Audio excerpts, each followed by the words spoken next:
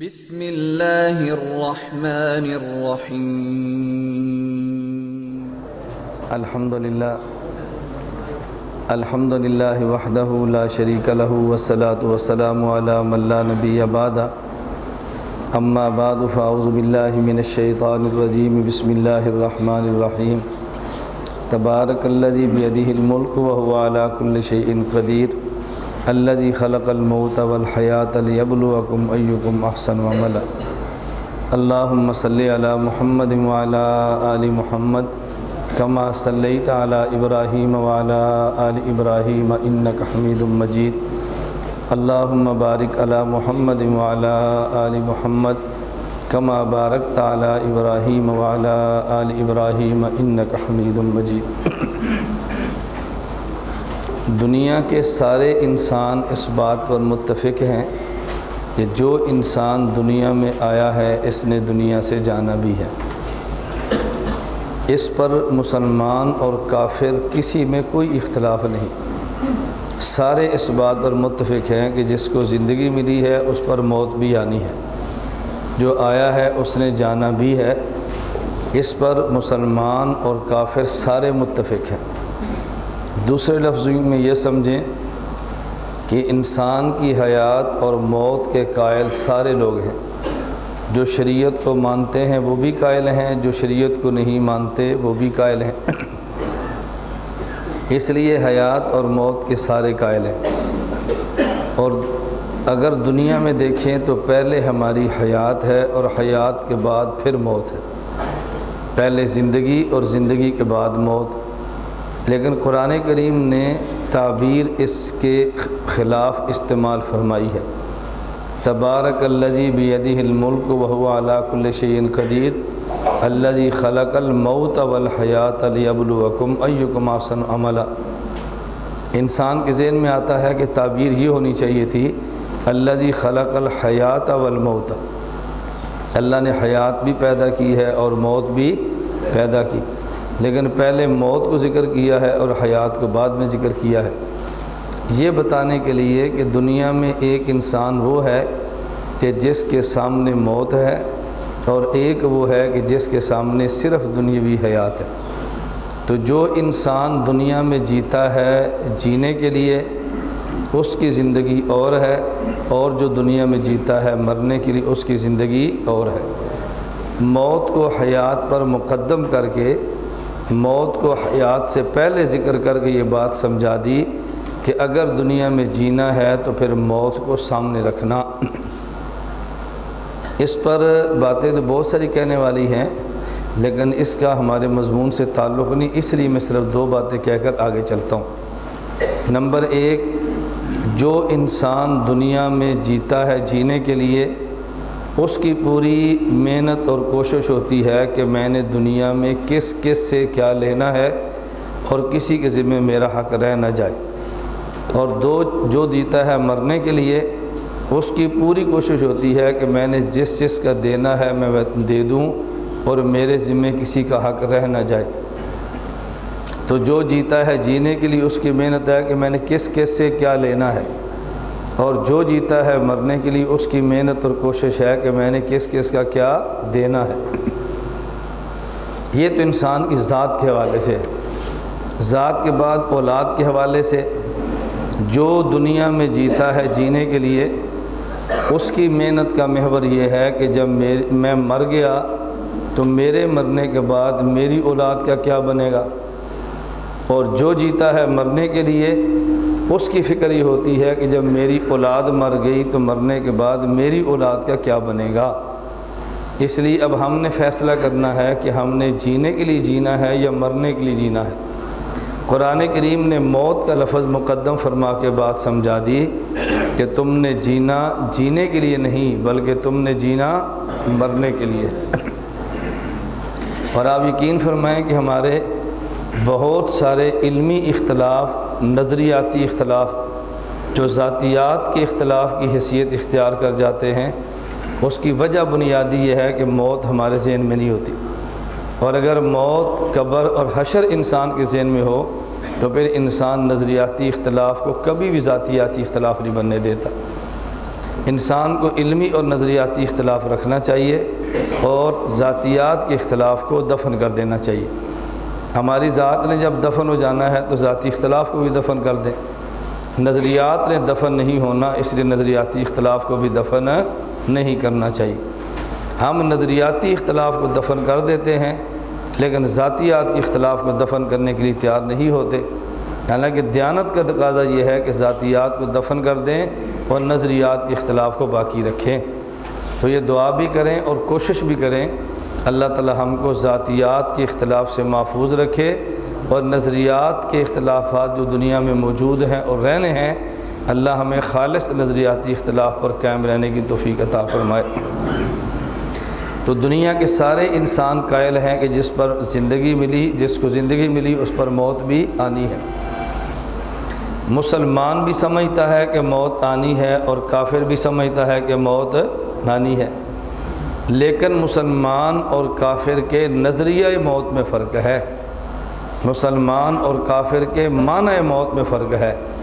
کافر کے ہاں موت کا معنی اور ہے اور مسلمان کے ہاں موت کا معنی اور ہے۔ مسلمان سمجھتا ہے کہ موت کا معنی ہے ایک جہان سے دوسرے جہان کی طرف منتقل ہو جانا، اور کافر سمجھتا ہے کہ موت کا معنی ہے اس جہان سے اس جہان کا ختم ہو جانا۔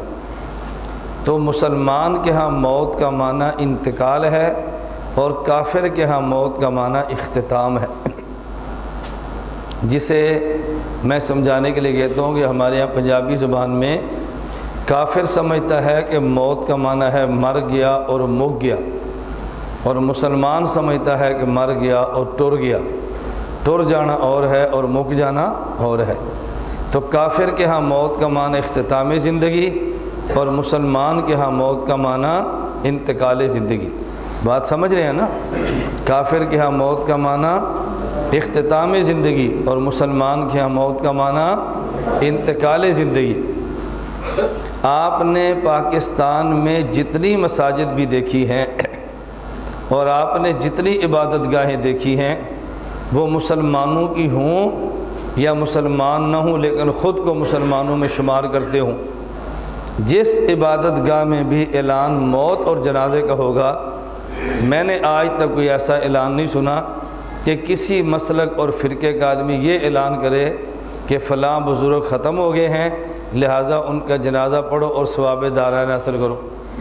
یہ اعلان ہوتا ہے کہ فلاں صاحب کا انتقال ہو گیا ہے، فلاں بندے کا وصال ہو گیا ہے، فلاں بندہ دار فانی سے دار بقا کوچ کر گیا ہے، اور فلاں بندہ فوت ہو گیا ہے، اس کے جنازے میں شرکت فرما کر ثواب دارین حاصل کریں۔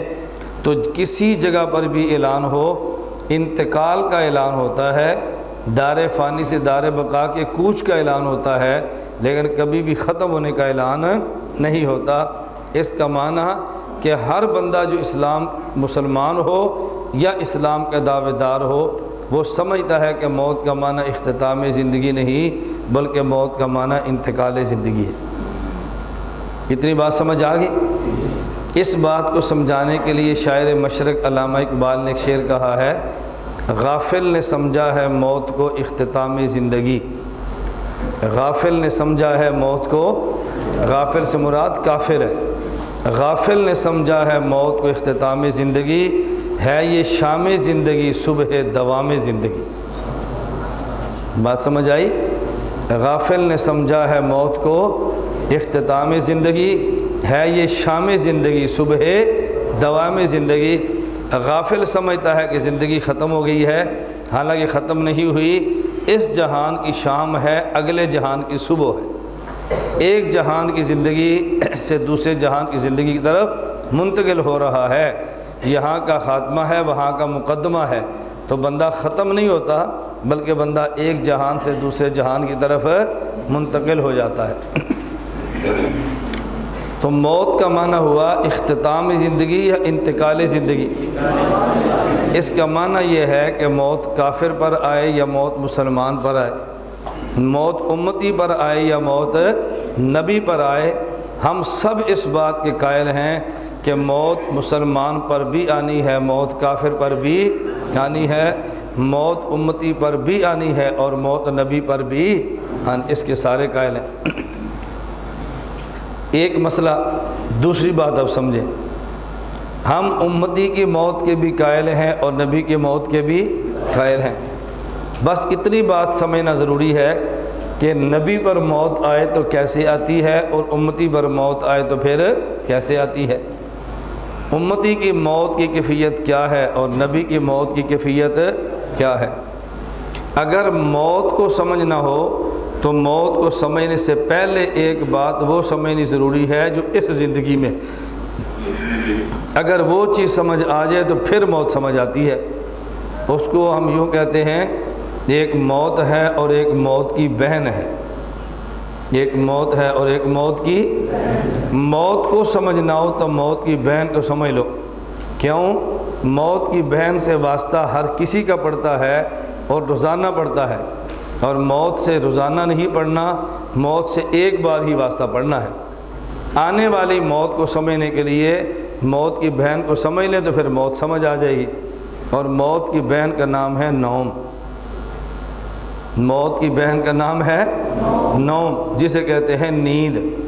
اس کا معنی یہ ہے اگر موت کو سمجھنا ہو تو پھر نیند کو سمجھیں، نیند سمجھ آ گئی تو پھر انسان کو موت بھی سمجھ آ جاتی ہے۔ اور موت کو سمجھنے کے لیے نیند کا سمجھنا کیوں ضروری ہے؟ اس لیے کہ قرآن کریم اور حدیث مبارک میں موت پر نیند کا لفظ اور نیند پر موت کا لفظ بولا گیا ہے۔ اس کو مولویوں کی زبان میں کہتے ہیں کہ قرآن اور احادیث میں موت پر نیند کا اطلاق اور نیند پر موت کا اطلاق ہوا ہے۔ یہ میں اطلاق کے ترجمے کیوں کرتا ہوں؟ تاکہ آپ خود بھی سمجھیں اور عوام کو سمجھانا بھی سیکھیں۔ ان کو کہہ دیں کہ موت پر نوم کا اطلاق ہوا ہے تو لوگ کیا سمجھیں گے؟ اطلاق کا مطلب طلاق ہے یا اطلاق کا معنی بولا گیا ہے؟ پہلے قرآن کریم دیکھ لیں، آپ نے آج صبح سورہ یاسین کی تلاوت کی ہے؟ بولتے نہیں کی ہے؟ کیوں کی ہے؟ آپ سب ثواب کے لیے پریشان پھر رہے ہیں اور ہم اپنے مدرسے کی ضروریات کے لیے پریشان پھر رہے ہیں۔ تمہارا مسئلہ جنت کا ہے اور ہمارا جنت سے پہلے دنیا کا بھی ہے۔ یاد ہے میں نے آپ کو پہلے دن کہا تھا کہ آپ نے یاسین کی تلاوت کرنی ہے، ثواب کی نیت بھی کریں اور سواد کی نیت بھی کریں، یاد ہے نا؟ میں نے آپ سے کہا تھا کہ ہماری ضروریات بہت ہیں جس کے ہمارے پاس اسباب اور وسائل نہیں ہیں، تو سورہ یاسین پڑھ کے دعا مانگا کریں کہ اللہ جو ہماری ضروریات ہیں مرکز کی اپنے خزانہ غیب سے پوری فرما دے۔ ضروریات موجود ہوں تو کام میں آسانی ہو جاتی ہے، کام تو کرنا ہی ہوتا ہے۔ آپ بتائیں اگر یہ جنریٹر نہ ہو سبق تو آپ نے پڑھنا ہے یا دوڑ جانا ہے؟ لیکن پریشانی تو ہونی ہے۔ اب اس پریشانی سے بچنے کے لیے ہم کتنی تگ و دو کرتے ہیں، اگر جنریٹر خراب ہے تو کرائے پر لاؤ، گیس نہیں ہے تو ڈیزل پر لاؤ۔ میں نے آپ سے بتایا تھا یہ جو ڈیزل والا جنریٹر ہے یہ 1 گھنٹے میں 700 روپے کا ڈیزل پیتا ہے۔ آپ اندازہ فرمائیں ایک رات پہ کتنا ڈیزل خرچ ہوتا ہے، تو اس سے آپ اندازہ فرمائیں آپ سے چندہ نہیں مانگتے، آپ سے سورہ یاسین مانگتے ہیں، اور ہم کہتے ہیں سورہ یاسین کو 2 حصوں میں تقسیم کر لیں، ثواب آپ لے لیا کریں اور پیسوں والا نیت ہماری کر لیا کریں۔ ثواب کی بھی ضرورت ہے اور دنیا کی بھی ضرورت ہے، یہ دنیا کی ضرورت نہیں ہے، بولتے نہیں، آپ کو نہیں ہوگی، ہمیں تو ہے، ہم تو اپنی بات کرتے ہیں، ہمیں تو دنیا بھی چاہیے اور اچھی چاہیے، آخرت بھی چاہیے۔ ربنا آتنا فی الدنیا حسنۃ وفی الآخرۃ حسنہ۔ کپڑا تو پہننا ہی ہے، اللہ اچھا دے دے تو کیا ہے، جوتی تو پہننا ہی ہے، اللہ اچھی دے تو پھر کیا ہے۔ میں ایک بات ساتھیوں کہا کرتا ہوں، ہماری قوم بڑی عجیب ہے، یہ کہتے ہیں جی ہمارے شیخ صاحب بہت نیک آدمی ہیں، کیوں؟ اس لیے کہ پڑھانے کے لیے سائیکل پر آتے ہیں۔ میں نے کہا سائیکل پر آنا تقوی کی دلیل نہیں ہے، سائیکل پر آنا غربت کی دلیل ہے۔ اگر سائیکل پر آنا تقوی کی دلیل ہو، کبھی کسی نے کہا کہ ہمارے گاؤں کے مزدور بڑے نیک ہیں، یہ صبح سائیکل پر بیٹھ کے منڈی جاتے ہیں، کبھی کسی نے کہا؟ تو معلوم ہوتا ہے کہ سائیکل پر پڑھانے کے لیے آنا یہ غربت کی دلیل ہے یا تقوی کی دلیل ہے؟ آپ کہتے ہیں بہت نیک ہے، کیوں؟ سائیکل پر آتے ہیں۔ ہمارے پیر صاحب بہت نیک آدمی ہیں، کیوں؟ انہوں نے اپنے کپڑوں پر ٹاکیاں اور پیمند لگا رکھے ہیں۔ میں نے کہا ٹاکیاں لگانا یہ غربت کی دلیل ہے، تقوی کی دلیل نہیں ہے۔ کبھی کسی نے مزدور کے بارے میں کہا ہمارا مزدور بہت نیک ہے، اس کے کپڑے پہ 5 ٹاکیاں ہیں، کوئی بھی نہیں کہتا۔ تو پیر صاحب کو آپ نیک کہتے ہیں، مزدور کو نیک نہیں کہہ رہے، تو یہ ٹاکیاں لگانا تقوی کی دلیل ہے، غربت کی دلیل ہے؟ بولتے نہیں، غربت کی دلیل ہے۔ تو اللہ سے غربت مانگنی چاہیے، دولت مانگنی چاہیے؟ مجھے آپ کوئی حدیث دکھا سکتے ہیں کہ حضور نے اللہ سے فقر مانگا ہو؟ فقر سے پناہ تو مانگی ہے، فقر نہیں مانگا۔ اللہ سے رزق میں وسعت مانگی ہے، برکت والا رزق مانگا ہے، غربت نہیں مانگی۔ غربت آ جائے تو مقابلہ کرنے کی بات فرمائی ہے، لیکن اللہ سے غربت مانگنے کی بات نہیں کی۔ کہ اللہ میں بات سمجھنے کی توفیق عطا فرمائے۔ میرے علم میں ایک بندہ بھی دنیا میں ایسا نہیں جو یہ کہتا ہو جی فلاں یہ آدمی بڑے نیک ہیں کیونکہ ان کی گاڑی بہت اچھی ہے، اور اتنے بندے بہت ہیں کہ یہ بہت نیک ہیں، سائیکل پر پڑھانے کے لیے آتے ہیں۔ اب اگر میں آپ سے سوال کروں تو آپ مجھے جواب دیں، حضور اکرم صلی اللہ علیہ وسلم نے کپڑے پر پابند لگائے ہیں، نبی پاک صلی اللہ علیہ وسلم نے 2 ماہ کا فاقہ برداشت کیا ہے، لیکن جب اللہ نے توفیق دی ہے تو پورے مدینہ میں حضور سے قیمتی سواری کسی کی نہیں تھی، حضور سے اچھا گھوڑا کسی کا نہیں تھا، ایسے ہی ہے۔ اور اگر میں یہ دعویٰ کروں کہ نبی پاک صلی اللہ علیہ وسلم کی سواری اتنی تیز رفتار تھی کہ پوری کائنات میں اس سے زیادہ نہ تیز رفتار کسی کو سواری ملی ہے اور نہ ملے گی، تو یہ دعویٰ غلط تو نہیں ہے؟ حضور جس سواری کے اوپر بیٹھ کے معراج کے لیے تشریف لے گئے اس کا نام کیا تھا؟ براق۔ اس سے تیز سواری کسی کو ملی ہے؟ تو تیز رفتار اور اچھی سواری رکھنا یہ تقوی کے خلاف نہیں ہے۔ اور ہماری قوم کا مزاج یہ ہے کہ جب تھوڑی سی اللہ ثواب عطا فرما دے تو اس کو کچھ نہ کہہ سکے تو یہ بات ضرور کہتے ہیں فلاں بندہ ایجنسی ہو گیا ہے کیونکہ اس کی گاڑی بڑی ہے۔ عجیب دلیل۔ میں ایک جگہ پر تھا تو 3-4 علماء اکٹھے تھے، ایک مولانا صاحب مجھے فرمانے لگے لوگ کہتے ہیں آپ ایجنسیوں کے ہیں۔ میں نے کہا کہنا چاہیے، ان کا حق ہے، میں تو نہیں منع کرتا کہ نہ کہا کرے، میں کیوں منع کروں؟ تو میں نے کہا کوئی دلیل بھی تو دیتے ہوں گے۔ کہتے ہیں اس کی دلیل دیتے ہیں کہ آپ کی گاڑی بڑی ہے۔ میں نے کہا مجھے یہ بتائیں کہ آدمی اگر کسی سرکار کے لیے کام کرے تو سرکار گاڑی دیتی ہے؟ کہتا ہے جی ہاں۔ تو میں نے کہا چھوٹی سرکار ہو تو چھوٹی گاڑی اور بڑی سرکار ہو تو بڑی گاڑی۔ اللہ کی ذات کے بارے میں آپ کا کیا خیال ہے کہ اللہ کی ذات سرکار ہے یا نہیں؟ اس نے کہا جی ہے۔ تو میں نے کہا بڑی گاڑی کی دلیل یہ ہے کہ بڑی سرکار کے لیے کام کرتے ہیں، ہم بڑی سرکار کے لیے کام کرتے ہیں، آپ ہمیں چھوٹی سرکار کے ایجنٹ کہتے ہیں، مجھے تمہاری سمجھ نہیں آتی۔ اگر میں موٹر سائیکل پر جاتا تو آپ کہتے ہیں پاکستان کی ایجنسی کے لیے کام کرتے ہیں کیونکہ یہ ایجنسی چھوٹی ہے تو گاڑی چھوٹی دیتی ہے، اللہ کی سرکار بڑی ہے تو گاڑی بڑی دیتی ہے۔ تو یہ تو اس بات کی دلیل ہے کہ ہم اللہ کے لیے کام کرتے ہیں، اور آپ کہتے ہیں اس بات کی دلیل ہے کہ گورنمنٹ کے لیے کام کرتے ہیں۔ تو اتنے شرمندہ ہوئے نا مولانا صاحب۔ میں نے کہا اور سوال ہے تو آپ فرمائیں۔ میں نے کہا اور سوال ہے تو آپ کریں، میں آپ کو منع نہیں کرتا، لیکن کم از کم اپنا دماغ بڑا رکھیں، دماغ چھوٹا نہ رکھیں۔ چھوٹے دماغ سے آدمی بڑی باتیں سمجھ نہیں سکتا، بڑی باتیں سمجھنے کے لیے دماغ بھی بڑا چاہیے۔ میں یہ کہہ رہا تھا کہ موت کو سمجھنے کے لیے نیند سمجھنا ضروری ہے۔ آپ نے صبح سورہ یاسین کی تلاوت کی، اس میں آپ نے ایک آیت پڑھی ہے یا ویلنا من بعثنا من مرقدنا۔ یہ مرقد سونے کی جگہ ہے یا مرقد موت کی جگہ ہے؟ تو یہ جو بندہ اٹھے گا اور اٹھ کر کہے گا من بعثنا من مرقدنا، ہمیں کس نے اٹھا دیا سونے کی جگہ سے، یہ قیامت کے دن چارپائی سے اٹھے گا یا قبر سے اٹھے گا؟ تو سوال یہ ہے کہ قبر تو موت کی جگہ ہے، نیند کی جگہ نہیں ہے، پھر یہ کیوں کہے گا یا ویلنا من بعثنا من مرقدنا؟ اس کا معنی یہ ہے کہ موت کی جگہ کو سونے کی جگہ کہنا اس بات کی دلیل ہے کہ موت پر اللہ نے قرآن میں نیند کا لفظ استعمال فرمایا ہے۔ مرقد رقود سے ہے نا، وَتَحْسَبُهُمْ أَيْقَاظًا وَهُمْ رُقُودٌ۔ اصحاب کہف کو تم سمجھو گے یہ جاگ رہے ہیں، حالانکہ جاگ نہیں رہے، ہم رقودن، وہ سوئے پڑے ہیں۔ تو رقود کا معنی سونا ہے۔ اور حدیث مبارک میں نیند پر موت کا لفظ بولا ہے۔ جب آپ رات کو سونے لگتے ہیں تو دعا مانگتے ہیں اللہم بسمک انام، اللہم بسمک انام یا اموت؟ اچھا آپ بتائیں کہ آپ سونے لگے ہیں یا مرنے لگے ہیں؟ تو جب سونے لگے ہیں تو پھر انام کہنا چاہیے نا، اموت کیوں کہتے ہیں؟ تو سوتے وقت یہ دعا مانگنی اللہم بسمک اموت، اس بات کی دلیل ہے کہ رسول اللہ صلی اللہ علیہ وسلم نے نیند پر موت کا لفظ استعمال فرمایا ہے، اور جب صبح نیند سے اٹھے تو دعا مانگتے ہیں الحمدللہ الذی ایقظنا بعد ما انامنا۔ میں دعا ٹھیک پڑھ رہا ہوں؟ تو پھر آپ کہیں نا میں غلط دعا پڑھ رہا ہوں۔ صحیح دعا کیا ہے؟ الحمدللہ الذی احیانا بعد ما اماتنا۔ ایسے ہی ہے۔ اب اس کا مطلب یہ ہے کہ اللہ کے نبی نے سونے کو موت فرمایا اور سونے سے اٹھنے کو حیات فرمایا۔ تو پتہ چلا یہ اتنی باتیں ایسے کیوں ارشاد فرمائی ہیں، یہ سمجھانے کے لیے کہ موت کو نیند کہتے ہیں اور نیند کو موت کہتے ہیں۔ یہ تو میں نے حدیث مبارک پیش کی ہے جہاں نیند پر موت کا لفظ استعمال ہوا ہے۔ اب میں حدیث پیش کرنے لگا ہوں جہاں موت پر نیند کا لفظ استعمال ہوا ہے۔ جب انسان قبر میں جاتا ہے تو فرشتوں سے سوال کرتے ہیں من ربوں کا، من نبیوں کا، ما دینوں کا۔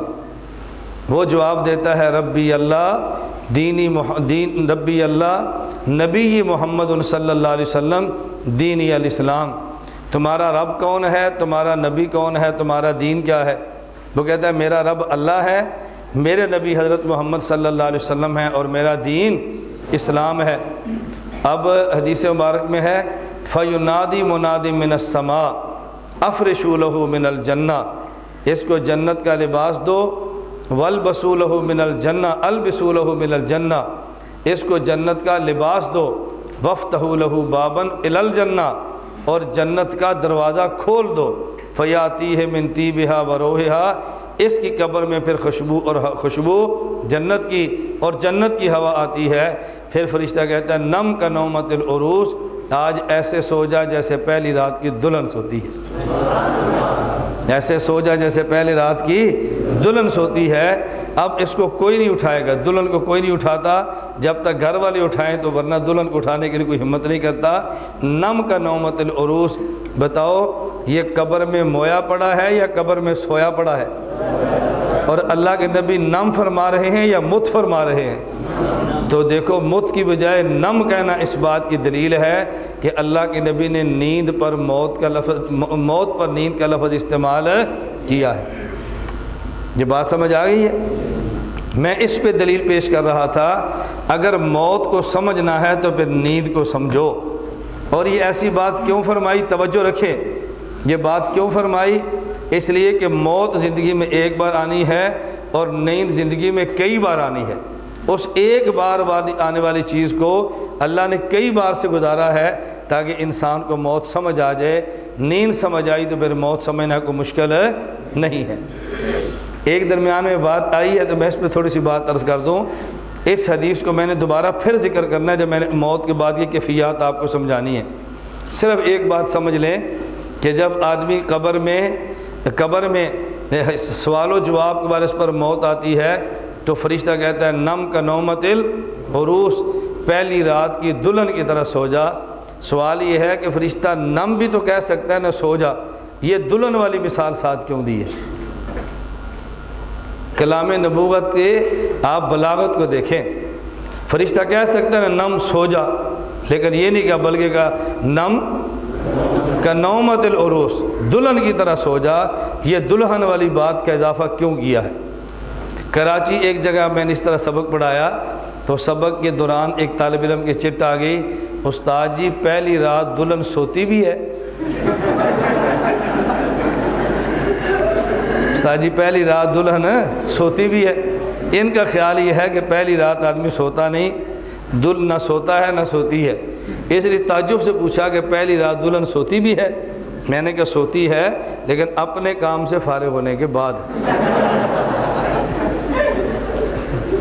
اپنے کام سے فارغ ہونے کے بعد۔ میں نے تو 3 دلہن نمٹائی ہیں نا، اس لیے مجھے تو پتہ ہے کہ سوتی ہے کہ نہیں سوتی۔ چلو ایک پر غلطی لگ جائے، 2 پر غلطی لگ جائے، تیسری پر تو غلطی نہیں لگتی نا۔ تو اب بات ذرا اچھی طرح سمجھیں، رسول اللہ صلی اللہ علیہ وسلم نے یہ کیوں فرمایا ہے کہ دلہن کی طرح سو جا؟ یہ فرشتہ بات کیوں کہتا ہے نم کا نومت العروس؟ یہ بات آپ نے اچھی طرح سمجھنی ہے۔ کلام نبوت کی آپ ذرا بلاغت دیکھیں، رسول اللہ صلی اللہ علیہ وسلم نے یہ بات کیوں فرمائی ہے۔ وجہ یہ ہے، نمبر 1، کسی لڑکی کو دیکھنے کے لیے کوئی لڑکا بےتاب ہے، وہ چاہتا ہے میں اس کو دیکھوں لیکن دیکھ نہیں سکتا۔ کیوں؟ اللہ سے بھی ڈرتا ہے اور خاندان سے بھی ڈرتا ہے۔ دل کرتا ہے میں اس کو ہاتھ لگاؤں لیکن ہاتھ نہیں لگا سکتا، اللہ سے بھی ڈرتا ہے اور خاندان سے بھی۔ دل کرتا ہے فلاں لڑکی کو دیکھوں لیکن دیکھتا کیوں نہیں؟ اللہ سے بھی ڈرتا ہے، خاندان سے بھی۔ دل کرتا ہے فلاں لڑکی کو ہاتھ لگاؤں، لگاتا کیوں نہیں؟ اللہ سے بھی ڈرتا ہے، خاندان سے بھی۔ دل کرتا ہے اس کو ٹیلی فون پہ بات کروں لیکن کیوں نہیں کرتا؟ اللہ سے بھی ڈرتا ہے، خاندان سے بھی۔ دل کرتا ہے اس کو میسج کروں، کیوں نہیں کرتا؟ اللہ سے بھی ڈرتا ہے، خاندان سے بھی۔ توجہ رکھے، توجہ۔ میں نے آپ کو کئی بار کہا ہے کہ میرے مزاج میں لطیفہ کوئی نہیں ہے، میں مسئلہ اس طرح سمجھاتا ہوں کہ بندے کے دماغ میں اتر جاتا ہے اور آدمی کو سمجھ نہیں آتی میں اتنی تمہید کیوں باندھ رہا ہوں۔ دل کرتا ہے لیکن کیوں نہیں کرتا یہ ساری کام؟ اللہ سے بھی ڈرتا ہے اور خاندان سے بھی۔ توجہ رکھنا۔ اب وہی لڑکی اگر آدمی کے نکاح میں بیوی بن کر آ جائے، توجہ، بیوی بن کے آ جائے، اب اس کو دیکھنے پہ بھی نہیں ڈرتا، نہ خدا کا ڈر ہے نہ ہی خاندان کا، ہاتھ لگانے پر بھی نہیں ڈرتا، نہ اللہ کا ڈر ہے نہ ہی خاندان کا ڈر ہے۔ جو جس کو دیکھنے سے بھی گھبراتا تھا خاندان کی وجہ سے، آج وہی بیوی اس کے کمرے میں ہے، وہی بیوی اس کے گھر میں ہے، باہر باپ بھی ہے، باہر بھائی بھی ہے، باہر ماں بھی ہے، اور باہر وہی خاندان کھڑا ہے کہ جس کی وجہ سے دیکھنے سے بھی ڈرتا تھا، آج اس کے ساتھ آرام کر رہا ہے لیکن کوئی بھی اس کو ڈر نہیں۔ توجہ رکھنا۔ بالکل اسی طرح آدمی قبر سے ڈرتا ہے، یہ خلوت کا گھر ہے، قبر سے ڈرتا ہے، اجنبیت کا گھر ہے، یہ قبر سے ڈرتا ہے، یہ اندھیروں کا گھر ہے، یہ قبر سے ڈرتا ہے، کیڑے اور مکوڑوں کا گھر ہے۔ لیکن جب کلمہ ایمان کے ساتھ آ جائے، اب آدمی کو قبر میں کوئی بھی ڈر نہیں۔ اللہ کے نبی نے یہ بات سمجھائی ہے، نم کا نومت العروس۔ آج فرشتہ کہتا ہے ایسے سو جا جیسے پہلی رات کی دلہن سوتی ہے۔ جس عورت کو چھونے کی، جس عورت کو دل کرتا تھا لیکن چھونے سے بھی ڈرتا تھا، وہ کلمہ نکاح کے ساتھ آ جائے، آج کوئی ڈر نہیں ہے، اور قبر میں کلمہ ایمان کے ساتھ آ جائے، آج تجھے بھی کوئی ڈر نہیں ہے۔ اب بات سمجھ آئی ہے؟ میں آپ کو بارہا کہتا ہوں، آپ درس حدیثوں میں بیٹھ کے سنیں گے نا، پھر حدیث ہمارے پاس پڑھنا، تو آپ کو حدیث کا لذت نہیں تو مجھے پھر کہنا۔ یہ جن حدیث کی تنقیحات میں کرتا ہوں نا، آپ یہ حدیثیں درسگاہ حدیث میں بیٹھ کے پڑھ لیں، اور پڑھنے کے بعد پھر آئیں، پھر حدیث کو پڑھنا، تو پھر دیکھنا آپ کو حدیث کا لطف کتنا آتا ہے۔ کلام نبوت کی بلاغت سمجھے ہیں؟ اچھا، دوسری بات سمجھیں، یہ نم کا نومت العروس کیوں کہتا ہے؟ فرشتہ کے پہلی رات کی دلہن کی طرح سو جا۔ ایک اس میں تشبیہ مرد کے لیے ہے اور ایک عورت کے لیے ہے۔ مرد کے لیے میں نے بات سمجھائی کہ جس طرح عورت خاندان سے، معاشرے سے اور سب سے ڈرتی ہے، لیکن کلمہ نکاح کے ساتھ آ جائے، اب عورت کو کسی کا بھی ڈر نہیں ہے، اور آدمی قبر سے ڈر رہا تھا، یہ کلمہ ایمان کے ساتھ آ جائے، اب اس کو بھی قبر میں آنے کے بعد کسی کا ڈر نہیں ہے۔ دوسری بات سمجھیں کہ یہی عورت، یہی دلہن، یہی جو عورت ہے، عورت یہ بادشاہ کی بیٹی ہو، عورت کسی عالم کی بیٹی ہو، عورت انسان کے بڑے سے بڑے انسان کی بیٹی بھی ہو، تو عورت کا فطری سکون اللہ نے، یاد رکھنا، عورت کا فطری سکون اللہ نے یہ شوہر کے ساتھ رکھا ہے، جتنی بڑی عورت کیوں نہ ہو، اس کا طبی سکون خدا نے شوہر کے ساتھ رکھا ہے۔ اللہ نے فرما دیا کہ جس طرح عورت کے پاس سب کچھ موجود ہو، لیکن جو اس کو سکون شوہر کے پہلو میں ہے، دنیا کی کسی اور چیز میں موجود نہیں۔ آدمی دنیا میں جتنا بھی بڑا ہو، اگر کلمہ ایمان کے ساتھ آ جائے تو جو سکون اس کو قبر کے پہلو میں ہے وہ کسی اور جگہ پہ نہیں ہے۔ اس لیے اللہ کے نبی نے فرمایا، ایک جنازہ گزرا، آپ نے فرمایا مستریح او مستراح۔ آپ نے سنی ہے نا حدیث، مستریح او مستراح، یا اس نے فائدہ اٹھایا ہے یا لوگوں نے اٹھا لیا، یا یہ بچ گیا یا لوگ بچ گئے۔ صحابہ نے پوچھا کیا مطلب یا رسول اللہ؟ فرمایا اگر نیک تھا تو یہ مستریح ہے، جو راحت اب اس کو ملنی ہے نا، اس کو دنیا میں نہیں ملی تھی۔ اور اگر یہ بد ہے تو مستراحن ہے، جتنا اس کے شر سے لوگ اب بچے ہیں نا، اتنا دنیا میں اس کے شر سے نہیں بچے تھے۔ تو اللہ کے نبی قبر میں جانے والے کو مستریحن فرما رہے ہیں، اور حدیث میں فرمایا نم کا نومت الدروس، جس طرح عورت جتنی بڑے خاندان کی بھی ہو اس کی راحت شوہر کے پہلو میں ہے، اور دنیا میں جتنا بڑا عابد اور زاہد بھی ہو تو اس کی راحت قبر کے پہلو میں ہے۔ شرط یہ ہے کہ وہ کلمہ نکاح کے ساتھ آ جائے اور یہ کلمہ ایمان کے ساتھ آ جائے۔ بات سمجھ آ گئی ہے؟ میں سمجھا یہ رہا تھا اگر موت کو سمجھنا ہے تو پھر کس کو سمجھنا چاہیے؟ نیند کو سمجھنا چاہیے۔ اب ایک نیند وہ ہے، توجہ رکھنا، میں اب نیند سمجھانے لگوں۔ ایک نیند وہ ہے جو امت کی ہے، اور ایک نیند وہ ہے جو نبی کی ہے۔ ایک نیند وہ ہے جو امت کی ہے، اور ایک نیند وہ ہے جو نبی کی ہے۔ امت اور نبی کی نیند میں کیا فرق ہے؟ صحیح بخاری میں روایت موجود ہے، حضور اکرم صلی اللہ علیہ وسلم نے تہجد پڑھے اور آپ نے آرام فرمایا، اور پھر اٹھ کر آپ نے وطر پڑھ لی ہے۔ ام المومنین امی عائشہ رضی اللہ تعالیٰ عنہ نے تعجب سے پوچھا کہ یا رسول اللہ، آپ سو گئے تھے اور اٹھ کر آپ نے وضو نہیں فرمایا، اور بغیر وضو کے آپ نے وطر پڑھ لیے، تو بغیر وضو کے بھی وطر ہو جاتے ہیں؟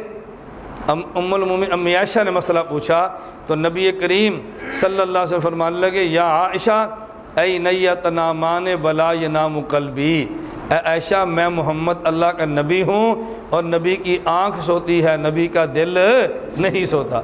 معلوم ہوا کہ امتی کی نیند یہ ہے، امتی کی آنکھ بھی سو جاتی ہے اور امتی کا دل بھی سو جاتا ہے، اور جب نبی پر نیند آئے تو نبی کی آنکھ سوتی ہے، نبی کا دل جاگتا ہے۔ تو بات سمجھ آ گئی کہ امتی اور نبی کی نیند میں فرق یہ ہے کہ نیند کا اثر نبی کی آنکھ پر ہوتا ہے، نبی کے دل پر نہیں ہوتا، اور نیند امتی کی ہو اس کا اثر امتی کی آنکھ پر بھی ہوتا ہے اور امتی کے دل پر بھی ہوتا ہے۔ اس سے بات خود بہت سمجھ آ گئی کہ جس طرح نیند امتی اور نبی دونوں پر آتی ہے، موت بھی امتی اور نبی دونوں پر آتی ہے، لیکن ان موت کا اثر امتی کے ظاہر پر بھی ہوتا ہے اور امتی کے دل پر بھی ہوتا ہے، اور جب نبی پر نیند موت آ جائے تو نبی کے ظاہر پر اس کا اثر ہوتا ہے، البتہ نبی کے دل پر اثر نہیں ہوتا۔ تو نبی کی آنکھ پر موت آ جاتی ہے، نبی کے ظاہر پر موت آ جاتی ہے، اور نبی کے قلب اطہر میں بدستور حیات باقی رہتی ہے۔ تو اگر نبی کی موت اور امتی کی موت سمجھنی ہو تو پھر امتی کی نیند اور نبی کی نیند کو سمجھے تو پھر سمجھ آئے نا۔ اب ایک بات سمجھنا کہ ان میں فرق کیسے موت کے بعد پڑتا ہے۔ جو اختلاف اللہ کے نبی کی موت میں ہوا وہ اختلاف اللہ کے نبی کی نیند میں ہوا۔ آپ کو یاد ہوگا میں نے ایک اصول عرض کیا تھا، اگر دو ماجور ہوں ان میں اختلاف ہو جائے تو دلیل میں محفوظ کو پیش کرتے ہیں، اور ماجور اور محفوظ میں اختلاف ہو جائے تو دلیل میں معصوم کو پیش کرتے ہیں۔ یاد ہے؟ ماجور سے مراد مجتہد، محفوظ سے مراد اور معصوم سے مراد نبی بھی ہیں، فرشتے بھی ہیں۔ اب بات اچھی طرح سمجھیں، حضور اکرم صلی اللہ علیہ وسلم دنیا سے تشریف لے گئے، نبی پاک صلی اللہ علیہ وسلم کی موت پر اختلاف ہو گیا، اور یہ صحیح بخاری میں اختلاف موجود ہے۔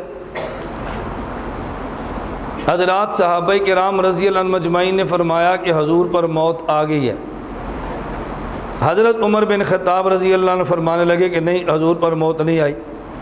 اگر کسی نے کہا نا موت آ گئی ہے، ابھی اللہ کی قسم حضور اٹھیں گے اور جس نے کہا موت آ گئی اس کے ہاتھ اور پاؤں کو کاٹ کے رکھ دیں گے۔ خبردار کسی نے کہا کہ حضور پر موت آئی ہے۔ صحابہ فرما رہے موت آ گئی ہے، اور عمر بن خطاب فرما رہے موت نہیں آئی۔ صحابہ کہتے ہیں حضور پر موت آ گئی ہے، عمر بن خطاب کہتے ہیں زندہ ہے۔ اب آدمی کو بڑا تعجب ہوتا ہے، حضرت عمر جیسا آدمی رضی اللہ تعالیٰ عنہ کیا اتنی بات نہیں سمجھ سکتے کہ موت آئی ہے یا موت نہیں آئی؟ اب یہ اختلاف ان لوگوں میں ہے جو محفوظ ہیں، تو جب محفوظ میں اختلاف ہو جائے تو پھر دلیل میں معصوم کو پیش کرتے ہیں۔ اسی صحیح بخاری میں روایت موجود ہے، رسول اکرم صلی اللہ علیہ وسلم آرام فرما رہے تھے، سو رہے تھے، دو فرشتے آگے، ایک نے کہا حضور سو رہے ہیں، ایک نے کہا جاگ رہے ہیں۔ ایک نے کہا سو رہے ہیں اور دوسرے نے کہا جب حضور پہ موت آ گئی تو صحابہ نے کہا موت ہے، عمر نے کہا حیات ہے، اور جب سو رہے ہیں ایک فرشتے نے کہا نیند ہے اور دوسرے نے کہا بیداری ہے۔ نبی کریم صلی اللہ علیہ وسلم اٹھے تو آپ نے اٹھ کر مسئلہ سمجھایا، میں سویا ہوا تھا، ایک فرشتہ کہہ رہا تھا سو رہے ہیں اور ایک کہتا جاگ رہے ہیں۔ اللہ کے نبی نے فرمایا دونوں ٹھیک کہتے ہیں۔ کیوں؟ جس کی نگاہ میری آنکھ پر تھی اس نے کہا حضور سو رہے ہیں، اور جس کی نگاہ میرے دل پر تھی اس نے کہا حضور جاگ رہے ہیں۔ جس کی نگاہ میری آنکھ پر تھی اس نے کہا حضور سو رہے ہیں، اور جس نے کہا نگاہ میرے دل پر تھی اس نے کہا حضور جاگ رہے ہیں۔ تو جن صحابہ کی نگاہ حضور کی آنکھ پر تھی انہوں نے کہا حضور پہ موت آ گئی ہے، حضرت عمر کی نگاہ حضور کے دل پر تھی، انہوں نے کہا موت نہیں آئی بلکہ حضور زندہ ہیں، اس لیے کہ نبی کے ظاہر پر موت آتی ہے اور نبی کے قلب اطہر میں حیات باقی رہتی ہے۔ بات سمجھ آ گئی؟ حضرت ابوبکر صدیق رضی اللہ تعالیٰ عنہ کی نگاہ نبی کی آنکھ پر بھی ہے، نبی کے دل پر بھی ہے۔ صدیق سے زیادہ حضور کے مزاج کو کوئی نہیں سمجھتا۔ حضرت صدیق اکبر نے بات سمجھائی کہ دیکھو جس طرح نبی پر نیند آتی ہے اور نبی کی نیند اتنی ہی ہوتی ہے کہ آنکھ پر آ جاتی ہے اور دل پر نہیں آتی، نبی کی موت بھی اتنی ہی ہوتی ہے، ظاہر پر آ جاتی ہے اور دل پر نہیں آتی۔ نبی کی نیند دل پر نہ بھی ہو لیکن کہتے تو یہی ہے نا کہ نیند آ گئی ہے، اور حضور کے دل میں موت نہ بھی ہو، عمر کہنا تو یہی ہے نا کہ موت آ گئی ہے، یہ تو نہ کہو کہ موت آئی نہیں ہے۔ اگرچہ حضور کا دل جاگ رہا ہو لیکن یہ تو نہیں کہتے حضور سوئے نہیں ہیں۔ ہوتی نیند اتنی ہے کہ دل جاگتا رہے، موت ہوتی اتنی ہے کہ دل میں حیات رہے، لیکن جس طرح جب دل میں جاگنا ہو پھر بھی کہتے ہیں نیند آ گئی ہے، تو قلب اطہر زندہ ہو تو پھر بھی کہنا ہے موت آ گئی ہے۔ حضرت عمر نے کہا مجھے مسئلہ سمجھ آ گیا۔ آپ کو سمجھ آیا؟ اور آپ کو سمجھ آیا؟ میں تو مسئلہ سمجھا رہا ہوں، ذرا اس پہ ذرا تھوڑی سی آپ گفتگو سماعت فرما لیں جو میں بھی بات کہنے لگا ہوں، کہ یہ جو ہم کہتے ہیں کہ حضور اکرم صلی اللہ علیہ وسلم کے ظاہر پر موت ہے اور حضور کے قلب اطہر پر حیات ہے، حضور کے اندر حیات ہے اور ظاہر پر موت ہے، اس پر دلائل کون سے قلب اطہر میں حیات ہے؟ ایک تو میں نے آپ کو ویسے بات سمجھائی ہے نا کہ موت کو سمجھنا ہو تو نیند کو سمجھے، نبی کی نیند جدا ہے اور امتی کی نیند جدا ہے، تو نبی کی موت بھی جدا ہے، امتی کی موت بھی جدا ہے۔ ذرا اس پہ دو چار دلائل اچھی طرح سمجھیں۔ قاسم العلوم والخیرات حضرت مولانا محمد قاسم ننوتوی رحمۃ اللہ علیہ کی تحقیق سماعت فرمائیں۔ حضرت مولانا قاسم ننوتوی رحمۃ اللہ علیہ فرماتے ہیں کہ حضور اکرم صلی اللہ علیہ وسلم نے فرمایا کہ دیکھو نبی کا کوئی وارث نہیں ہوتا، نبی کا کوئی وارث۔ جب حضرت زہرا رضی اللہ تعالیٰ عنہ نے حضرت ابوبکر صدیق رضی اللہ تعالیٰ عنہ سے باغ فدق میں اپنا حق مانگا تو حضرت ابوبکر صدیق نے فرمایا کہ نہیں زہرا، باغ فدق میں تمہیں اس لیے حصہ نہیں دے سکتے کہ اللہ کے نبی نے خود فرمایا تھا کہ نبی کا کوئی وارث نہیں ہوتا، ما ترکنا فہو صدقۃ، حضور نے جو مال پہ چھوڑا ہے وہ امت میں بطور وراثت تقسیم نہیں ہوتا بلکہ امت میں صدقہ ہو جاتا ہے، امت میں بطور وراثت تقسیم نہیں ہوتا۔ حضرت مولانا ننوتوی رحمہ اللہ فرماتے ہیں نبی کے مال کا وراثت میں تقسیم نہ ہونا اس بات کی دلیل ہے کہ نبی کے قلب اطہر میں حیات موجود ہے۔ آپ کہیں جی وہ کیسے؟ جب تک آدمی زندہ ہو آدمی کا مال وراثت میں تقسیم نہیں ہوتا، مال وراثت میں تقسیم تب ہوتا ہے جب آدمی پر موت آ جائے اور اس کی ملک سے مال نکل جائے، اب ورثہ میں تقسیم ہوگا، اور جب تک اس کی ملک میں مال موجود ہے ابھی تک ورثہ میں مال تقسیم نہیں ہوگا۔ اللہ کے نبی کا دنیا سے چلا جانا اور مال تقسیم نہ ہونا اس بات کی دلیل ہے کہ نبی کریم صلی اللہ علیہ وسلم کا مال آپ کی ملک سے نہیں نکلا۔ ملک سے مال نکلنے کے لیے موت ضروری ہے، اور نبی کے ظاہر پر موت آ گئی ہے، اور قلب اطہر میں چونکہ حیات باقی ہے اس لیے نبی کا مال نبی کا مملوک ہے۔ جب تک قلب میں حیات رہے گی تو پیغمبر کا مال نہ ملک سے نکلے گا اور نہ ہی امت کے اندر بطور وراثت تقسیم ہوگا۔ بطور وراثت تقسیم نہ ہونا اس بات کی دلیل ہے کہ حضور اکرم صلی اللہ علیہ وسلم کے قلب اطہر میں حیات ابھی تک موجود ہے۔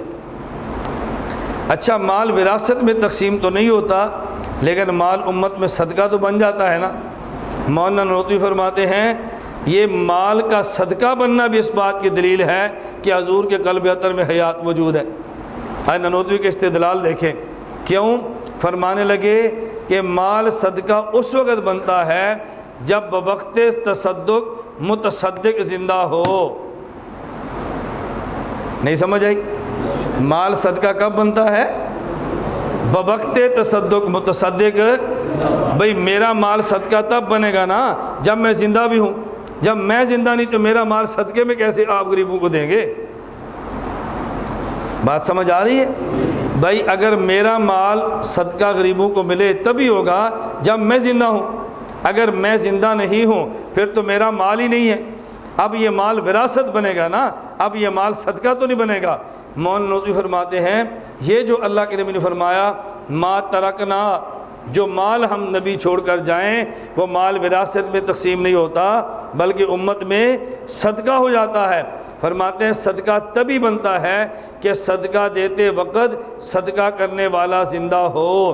اس کا مطلب یہ ہے نبی پہ موت آ رہی ہے اور نبی کا مال صدقہ بن رہا ہے۔ اس کا معنی یہ ہوا کہ ظاہر پہ موت موجود ہے اور قلب اطہر میں حیات موجود ہے۔ حضور دنیا سے جا رہے ہیں اور مال صدقہ بن رہا ہے، تو جا رہے ہیں کہ ظاہر پر موت آ گئی ہے اور صدقہ بن رہا ہے کہ قلب اطہر میں حیات ابھی باقی ہے۔ قلب اطہر میں حیات ابھی باقی ہے۔ اس لیے مولانا نانوتوی فرماتے ہیں کہ نبی کی موت الگ ہے اور امت کی موت الگ ہے۔ یہ تو میں نے آپ کے سامنے حدیث پیش کی ہے نا، آپ قرآن کریم بھی ذرا دیکھ لیں۔ قرآن کریم بھی، قرآن کریم میں ہے انک میت و انہم میتون۔ اللہ رب العزت نے نبی کو انک میت الگ فرمایا اور امت کے لیے انہم میتون الگ فرمایا۔ حضرت مولانا قاسم نانوتوی فرماتے ہیں اگر امتی اور نبی کی موت میں کوئی فرق نہ ہوتا، اللہ کے فرماتے انک وہم میتون، نبی اور امت کے لیے میتون کا ایک لفظ لاتے، یہ سمجھانے کے لیے دونوں کی موت میں کوئی فرق نہیں۔ جب اللہ نبی کے لیے میتون کا لفظ الگ لائے ہیں، امت کے لیے میتون کا لفظ الگ لائے ہیں، تو پتہ یہ چلا کہ نبی کی موت الگ ہے اور امتی کی موت الگ ہے، تبھی لفظ دونوں کے لیے جدا جدا لائے ہیں۔ اس کی آپ ذرا مثال سمجھیں، مثال سمجھیں آپ۔ میں آپ کے جلسے پر بطور مہمان آیا اور جلسے کے اختتام پر آپ نے اعلان کر دیا بھئی تمام حضرات تشریف رکھے، تمام حضرات ادھر ہی تشریف رکھے جلسہ گاہ میں، تو کھانا کھا کر جائیں۔ اعلان ہو گیا اسٹیج سے، سب تشریف رکھے اپنی جگہ پہ اور کھانا کھا کر جائیں۔ اب بیان ختم ہو گیا، دعا ہوگی، اعلان ہوا، تو میں بھی اسٹیج سے اترا اور بیٹھ گیا۔ آپ کہتے نہیں مولانا صاحب آپ کا کھانا ادھر ہے، ان کا کھانا ادھر ہے اور آپ کا کھانا ادھر ہے۔ تو یہ جو آپ نے اعلان کیا تھا کھانا سارے کھا کر جائیں، آپ بھی بیٹھ کے مجمع اور میں بھی بیٹھ گیا، اور یہ جو آپ خطیب صاحب سے کہتے ہیں کہ جی ان کا کھانا ادھر ہے اور آپ کا کھانا ادھر ہے، تو پتہ چلا کہ کھانا سب نے کھانا ہے لیکن ان کا کھانا اور ہے اور آپ کا کھانا اور ہے۔ انک میت و انہم میتون سے پتہ چلا کہ موت سب پہ آنی ہے، نبی پر بھی آنی ہے، امتی پر بھی آنی ہے۔ نبی کے لیے میتون الگ لانا، امت کے لیے میتون الگ لانا، یہ اس بات کی دلیل ہے موت آنی تو سب پر ہے لیکن نبی کی موت جدا ہے، امتی کی موت جدا ہے۔ میں سمجھا رہا تھا اگر موت کو سمجھنا ہے تو پھر کس کو سمجھیں؟ نیند کو، اور جب تک نیند سمجھنا ہے بندے کو موت سمجھ آ سکتی ہی نہیں۔ تو جو لوگ یہ کہتے ہیں کہ ہم موت نہیں مانتے وہ ہمارے اوپر الزام لگاتے ہیں اور جھوٹ بولتے ہیں۔ علماء دیوبند پیغمبر کے لیے بھی موت کے قائل ہیں اور امت کے لیے بھی موت کے قائل ہیں۔ لیکن موت اور موت میں فرق کیا ہے؟ حضرت نانوتوی رحمۃ اللہ علیہ نے ایک جملے میں بات بڑی عجیب فرمائی ہے کہ امتی کی موت مزیل حیات ہے اور نبی کی موت ساتر حیات ہے۔ امتی کی موت مزیل حیات ہے اور نبی کی موت ساتر حیات ہے۔ جب امتی پر موت آتی ہے تو حیات بالکل ختم ہو جاتی ہے، اور جب نبی پر موت آتی ہے تو حیات چھپ جاتی ہے۔ تو نبی کی موت حیات کو چھپا لیتی ہے اور امتی کی موت حیات کو ختم کر دیتی ہے۔ نبی کی موت ساتر حیات اور امتی کی موت مزیل حیات ہے۔ اور اس پر ایک دو نہیں احادیث موجود ہیں اس مسئلے کو سمجھنے کے لیے۔ مثلا یہ جو قیامت کے دن سور پھونکا جائے گا، پہلا سور پھونکیں گے تو سارے کے سارے مر جائیں گے، اور دوسرا سور پھونکیں گے تو سارے زندہ ہو جائیں گے۔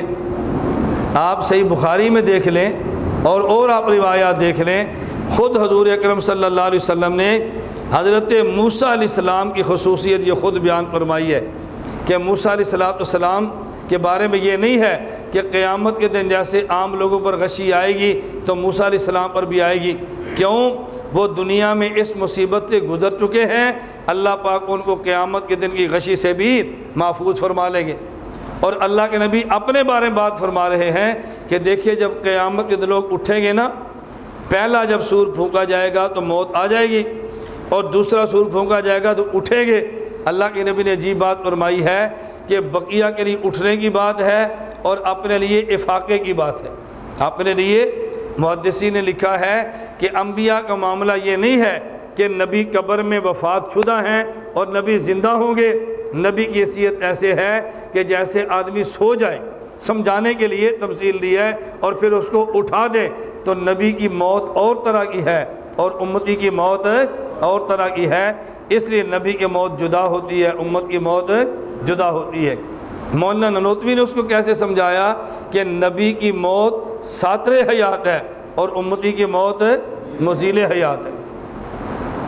اللہ میں یہ بات سمجھنے کی توفیق عطا فرمائے۔ تو ہم نبی کی موت کے قائل ہیں یا منکر ہیں؟ نبی کی موت کے بھی قائل ہیں، امتی کی موت کے بھی قائل ہیں۔ نبی کی موت جدا ہے، امت کی موت جدا ہے۔ یہ تو تب ہے جب موت آئی ہے۔ موت کے بعد کا معاملہ قبر کا، وہ بھی امتی کا الگ ہے اور وہ بھی نبی کا الگ ہے۔ ایک بات میں پھر عرض کر دوں اگلی بات شروع کرنے سے پہلے، دلائل تو آگے آنے اس میں بات چلنی ہے، لیکن میں وضاحت تھوڑی سی پیش کر دوں اس معنی کو مزید سمجھانے کے لیے۔ دیکھیں اس بات کو تو سارے ہی مانتے ہیں کہ انبیاء علیہ السلام جب دنیا سے رخصت ہو جائیں اور انبیاء پر موت آ جائے تو نبی کی بیوی سے امت کا نکاح کرنا جائز نہیں۔ نبی کی بیوی کا امت کے ساتھ نکاح حرام ہے۔ اب اگر آپ کسی آدمی سے پوچھیں کہ نبی کی بیوی کے ساتھ امت کا نکاح حرام کیوں ہے تو وجہ کیا بیان کی جاتی ہے؟ بتائیں، اونچی آواز سے کہیں۔ نمبر ایک وجہ کہ امت کی ماں ہے اور ماں کے ساتھ نکاح نہیں ہوتا، اور نبی قبر میں زندہ ہے اور زندہ کی بیوی کے ساتھ نکاح نہیں ہوتا۔ کوئی اور وجہ؟ دو ہی وجہ ہے نا۔ پیغمبر کی بیوی کے ساتھ امتی کا نکاح کیوں جائز نہیں؟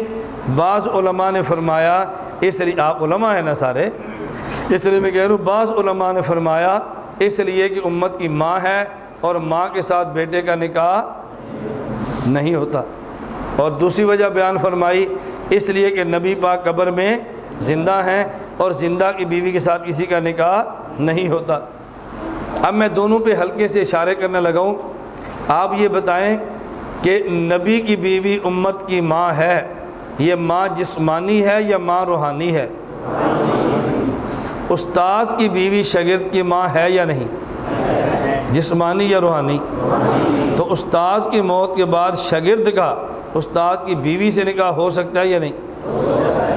آپ تو کہتے روحانی ماں سے نکاح نہیں ہو سکتا۔ اب روحانی ماں سے نکاح کیسے ہو گیا؟ پیر کی بیوی مرید کی ماں ہے یا نہیں؟ جسمانی یا روحانی؟ تو پیر کی بیوی کی، پیر کی وفات کے بعد پیر کی بیوی کے ساتھ مرید کا نکاح ہو سکتا ہے یا نہیں؟ آپ تو کہتے ہو روحانی ماں سے نکاح نہیں ہو سکتا، اب کیسے ہو گیا؟ جی نہیں، پیر کے مرنے کے بعد، زندہ پیر تمہیں کہاں دیکھا؟ تو مرنے کے بعد کہہ رہا ہوں، زندہ پیر تو تلاش کرتا پھرتا ہے، وہ اپنی کیسے دیتا ہے؟ بات سمجھ آ گئی ہے؟ دوسری بات آپ سمجھیں، آپ نے کہا جی نبی کی بیوی کے ساتھ امتی کا نکاح اس لیے جائز نہیں کہ اس لیے کہ نبی اپنی قبر میں زندہ ہیں اور زندہ کی بیوی کے ساتھ نکاح نہیں ہو سکتا۔ اچھا آپ بتائیں، شہید زندہ ہے یا نہیں؟ شہید کی بیوی سے امتی کا کسی اور کا نکاح ہو سکتا ہے؟ تو اگر نکاح نہ ہونے کی وجہ نبی کا زندہ ہونا ہے تو پھر شہید بھی زندہ ہے، شہید کی بیوی کے ساتھ بھی امتی کا نکاح نہ ہو۔ بلکہ جتنی مضبوط دلیل سے آپ شہید کو زندہ مانتے ہیں، اتنی مضبوط دلیل سے آپ نبی کو زندہ نہیں کہہ رہے قرآن کریم کی روشنی میں۔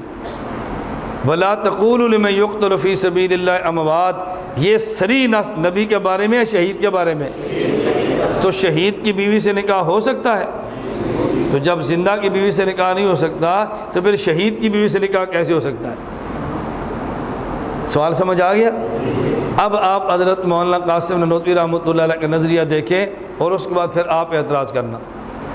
جو آپ نے توجیحات پیش فرمائی اس پر میں نے اعتراض کیا، حضرت نانوتوی کی توجیح میں پیش کر تو اس پر اعتراض آپ کریں۔ اب حضرت نانوتوی رحمۃ اللہ علیہ کی بات کو سمجھیں، جب شہید قتل ہو گیا تو شہید پہ موت آ گئی، اور جب شہید پہ موت آئی ہے تو شہید کے تمام اجزاء سے روح نکل گئی، شہید کے تمام اجزاء سے روح نکل گئی ہے۔ اور نبی کا معاملہ یوں نہیں ہے، امتی کا معاملہ الگ ہے اور نبی کا معاملہ الگ ہے۔ مولانا نانوتوی فرماتے ہیں جب امتی پر موت آئے تو روح نکل جاتی ہے، اور جب نبی پر موت آئے تو پورے جسم سے قلب اطہر میں روح سمٹ جاتی ہے۔ امتی پر موت آئے تو روح نکل جاتی ہے، اور نبی پر موت آئے تو پورے جسم سے قلب اطہر میں روح سمٹ جاتی ہے۔ حضرت نے یہ معنی کہاں سے لیا ہے؟ مولانا نانوتوی کے علوم دیکھیں کہاں سے لیا ہے۔ مولانا قاسم نانوتوی رحمۃ اللہ علیہ فرماتے ہیں کہ موت کا معنی حدیث مبارک میں قبض روح سے کیا ہے۔ موت کا معنی قبض روح سے کیا ہے۔ ان اللہ قبض ارواحکم وردہا الیکم حین شاء، اللہ تمہاری روح کو قبض فرما لیتے ہیں اور جب چاہیں گے روح کو لٹا دیں گے۔ تو موت کا معنی حدیث مبارک میں قبض روح کیا ہے، اور قبض کے معنی عربی زبان میں دو آتے ہیں۔ قبض ان کا ایک معنی ہوتا ہے سمٹ جانا، اور قبض ان کا ایک معنی ہوتا ہے نکل جانا۔ یا میری طرف دیکھیں، یہ گھڑی میرے پاس موجود ہے، میں نے گھڑی اپنے ہاتھ پہ رکھی ہے، دیکھ رہے ہیں؟ اب میں کہتا ہوں بسط یدی، کیا کہتا ہوں؟ بسط یدی کا معنی بولتے جائیں نا، میں نے ہاتھ پھیلا دیا ہے۔ اب میں کہتا ہوں قبضت یدی، اس کا معنی بولتے جائیں ہاتھ، تو پہلے تھا بسط یدی، ہاتھ پھیلا دیا، اب کہتا ہوں قبضت یدی، ہاتھ سمیٹ لیا۔ اب بتائیں یا قبض بسط کے مقابلے میں ہے، اب آپ قبض کا معنی کیا کریں گے؟ سمیٹ لینا یا نکال دینا؟ معلوم ہوا کہ قبض کا معنی کبھی آتا ہے سمٹ جانا، اسے عربی میں کہتے ہیں حبسن، اس میں عربی میں کہتے ہیں حبسن۔ تو قبض کا معنی ہے حبسن، سمٹ جانا، اور کبھی قبض کا معنی حبسن نہیں ہوتا بلکہ قبض کا معنی ہوتا ہے نکل جانا۔ دیکھو میں بیٹھو، یہ دیکھو میں ان کی ٹوپی لے لیتا ہوں۔ اب دیکھو پہلے ٹوپی شاہ محمد کے پاس تھی اور اب ٹوپی میرے پاس ہے، ایسے ہی ہے۔ پہلے ٹوپی پہ قبضہ کن کا تھا؟ مولانا شاہ محمد کا، اور اب قبضہ کس کا ہے؟ میرا ہے۔ بات سمجھ آ رہی ہے؟ اب قبض کا معنی کیا ہے؟ ان کے پاس سے ٹوپی نکلی اور میرے پاس آ گئی۔ اب قبض کا معنی خروجن ہے۔ اب قبض کا معنی، تو ادھر دیکھیں، میں کہتا ہوں بسط یدی، یہ کیا ہے؟ بسط یدی۔ اب قبض کا معنی سمیٹنا، اور ٹوپی ان کے پاس سے میں نے لی، اب قبض کا معنی نکل جانا۔ تو ایک ہوتا ہے قبض کا معنی سمٹ جانا، اور ایک ہوتا ہے قبض کا معنی نکل جانا۔ کہتے ہیں جی فلاں جگہ پر قبضہ میرا تھا، اب فلاں بندے نے زمین مجھ سے چھین لی ہے، پہلے قبضہ میرا تھا اب قبضہ ان کا ہے، یعنی میرے قبضے سے نکل کے اس کے قبضے میں زمین چلی گئی ہے۔ اب مجھے آپ بتائیں قبض ان کا معنی ایک ہے یا قبض ان کا معنی دو ہے؟ مماتیوں کو قبض ان کا معنی ایک آتا ہے تو موت کا معنی بھی ایک کرتے ہیں۔ حضرت اکاڑی فرمایا کرتے تھے مماتیوں کو موت کا معنی قبض ان کا معنی ایک آتا ہے اور ہر جگہ موت کا معنی ایک کرتے ہیں۔ مولانا نانوتوی کو قبض ان کا معنی دو آتے تھے، اس لیے وہ معنی دونوں کرتے تھے، اس لیے وہ معنی دونوں کرتے۔ اب آپ کو بات سمجھ آ گئی؟ حدیث مبارک میں موت کا معنی کیا قبض، اور قبض کے دو معنی ہیں، ایک قبض کا معنی ہے سمٹ جانا اور ایک قبض کا معنی ہے نکل جانا۔ مولانا نانوتوی رحمۃ اللہ علیہ فرماتے ہیں جب نبی پر موت آتی ہے تو نبی پاک کے پاؤں مبارک سے لے کے سر مبارک تک یہ ساری روح سمٹتی ہے اور قلب اثر میں جمع ہو جاتی ہے، تو نبی پر قبض روح کا معنی ہے حبس روح، قبض روح کا معنی ہے حبس روح۔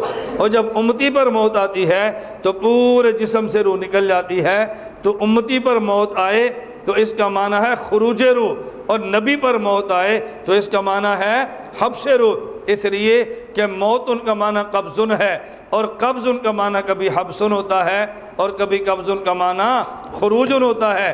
جب موت کی نسبت امت کی طرف ہو تو پھر معنی خروج والا ہوگا، اور جب موت کی نسبت نبی کی طرف ہو تو پھر معنی حبسن والا ہوگا۔ نبی پر موت آئی تو روح سمٹ گئی اور امتی پر موت آئی تو روح نکل گئی۔ اب بتاؤ مولانا نانوتوی رحمۃ اللہ علیہ نے موت مانی ہے یا نہیں مانی؟ بولو، موت مانی ہے کہ نہیں مانی؟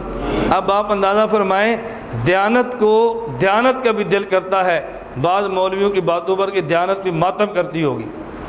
میں نے خود ایک مولوی صاحب کا بیان سنا، وہ ویڈیو بیان ریکارڈ کرائی اور میرے بارے میں کہہ رہے ہیں، کہتے ہیں میں نے پوچھا 10 حبسن دمانہ کیے لالے اور انہیں پتہ ہی کوئی نہیں، وہ سمجھتے ہیں گرمی والی حبس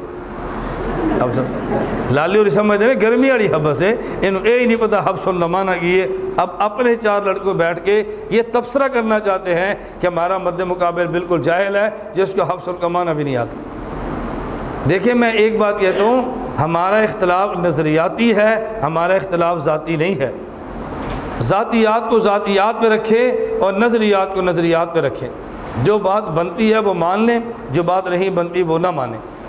مولانا نانوتوی کی بات سمجھ آ گئی؟ تو امتی کے لیے موت کا معنی خروج روح اور نبی کے لیے موت کا معنی بولو۔ اچھا اب ایک بات ذرا سمجھنا، میں درمیان میں ایک بات سمجھا دوں، جب نبی پر موت آتی ہے اور نبی کے قلب اثر میں روح سمٹ جاتی ہے تو قلب اثر میں سمٹتی ہے تو بعض اعضاء سے نکلتی ہے یا نہیں نکلتی؟ اچھی طرح بات سمجھنا، جب پیغمبر پر موت آئے قلب اثر میں روح سمٹتی ہے تو یہ بتائیں کہ باقی اعضاء سے نکلتی ہے یا نہیں؟ اب دیکھو پاؤں مبارک سے نکلی ہے تو قلب اثر میں آ گئی ہے، سر مبارک سے نکلی ہے تو قلب اثر میں آ گئی ہے، اس کا مطلب یہ ہے کہ باقی اعضاء سے نکلتی ہے قلب اثر میں سمٹتی ہے۔ تو پیغمبر کے لیے قبض کا ایسا معنی ہے جہاں خروج جن بھی موجود ہے حبسن بھی موجود ہے۔ نبی کامل ہوتا ہے نا، نبی کامل ہے، اور کمال نبوت دیکھے امتی پر موت آئی تو صرف آدھا معنی خروجن والا ہے، اور جب پیغمبر پر موت آئی تو پورا معنی ہے کہ بعض اعضاء سے نکل گئی ہے اور بعض اعضاء میں سمٹ گئی ہے، جو عام اعضاء سے وہاں سے نکل گئی تھی اور جو مرکز تھا اس میں سمٹ گئی ہے۔ نبوت پہ موت کا معنی ایسا ہے جو خروجن والا بھی آ گیا اور حبسن والا بھی آ گیا۔ یہ بات میں نے اس لیے کی ہے کہ جب لوگوں کے سامنے آپ مولانا نانوتوی کا نظریہ پیش کریں گے تو پتہ ہے اعتراض کیا کرتے ہیں؟ ام المومنین امی عائشہ فرماتی ہیں حضور پاک کا سر میری گود میں تھا، حضور پاک کا سر میرے سینے کے ساتھ تھا اور اللہ کے نبی کی روح نکل گئی۔ تو لوگ کہتے ہیں دیکھو حضرت امی عائشہ فرماتی ہے روح نکل گئی اور مولانا نانوتوی فرماتے ہیں روح سمٹ گئی۔ امی عائشہ کا علم زیادہ تھا یا مولانا نانوتوی کا؟ اور عائشہ کے بیٹو جواب دو۔ اب یہ سوال کر کے دفاع صحابہ کے عنوان پہ حضرت نانوتوی کی مخالفت کی جاتی ہے۔ میں کہتا ہوں عقل سے کام لو۔ امی عائشہ فرماتی ہیں حضور پاک میرے میری گود میں تھے، حضور پاک کی روح نکلی ہے۔ امی عائشہ رضی اللہ عنہا نے کوئی روح کو نکلتے دیکھا نہیں ہے، روح کثیف نہیں ہے، بسیط چیز ہے، روح امر ربی ہے، وہ نظر نہیں آ رہی کہ نکلتے ہوئے دیکھا۔ امی عائشہ موت کا معنی بیان فرما رہی ہیں، اور مولانا قاسم نانوتوی رحمۃ اللہ علیہ نے یہ نہیں فرمایا کہ نبی کے پورے جسم میں روح باقی ہے، باقی اعضاء سے نکلنا مان لیا اور قلب اطہر میں سمٹنا مان لیا۔ اس جب امی عائشہ فرماتی نکلی ہے، اس کا معنی تمام اعضاء سے نکلی ہے۔ نانوتوی فرماتے ہیں قلب اطہر میں سمٹی ہے، اس کا معنی باقی اعضاء سے نکل کے قلب اطہر میں سمٹ گئی ہے۔ تو امی عائشہ کا معنی حضرت نانوتوی کے خلاف قطعاً نہیں ہے۔ بات سمجھ آ گئی ہے؟ تو خروج بھی ٹھیک ہے، حبس بھی ٹھیک ہے، نانوتوی کے معنی پر تو اشکال رہتا ہی نہیں ہے۔ میں نے یہ جواب اس لیے دے دیا کہ لوگ آپ کو بات سمجھائیں گے، تو بلا وجہ حضرت کے خلاف اپنا ذہن نہ بنانا۔ مولانا نانوتوی کے علوم کو کچھ سمجھے نہیں ہیں تو ان کے خلاف فتوے لگا دیے، اور کچھ سمجھے نہیں ہیں تو نانوتوی رحمۃ اللہ علیہ کو فتوے تو نہیں لگائے، لیکن ان کو تفرد سے آراستہ فرما دیا ہے۔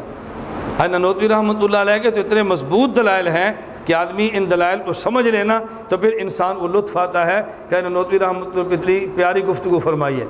اب اتنی بات سمجھ آ گئی کہ نبی پر موت آئے تو نبی کی روح قلب اطہر میں سمٹ جاتی ہے۔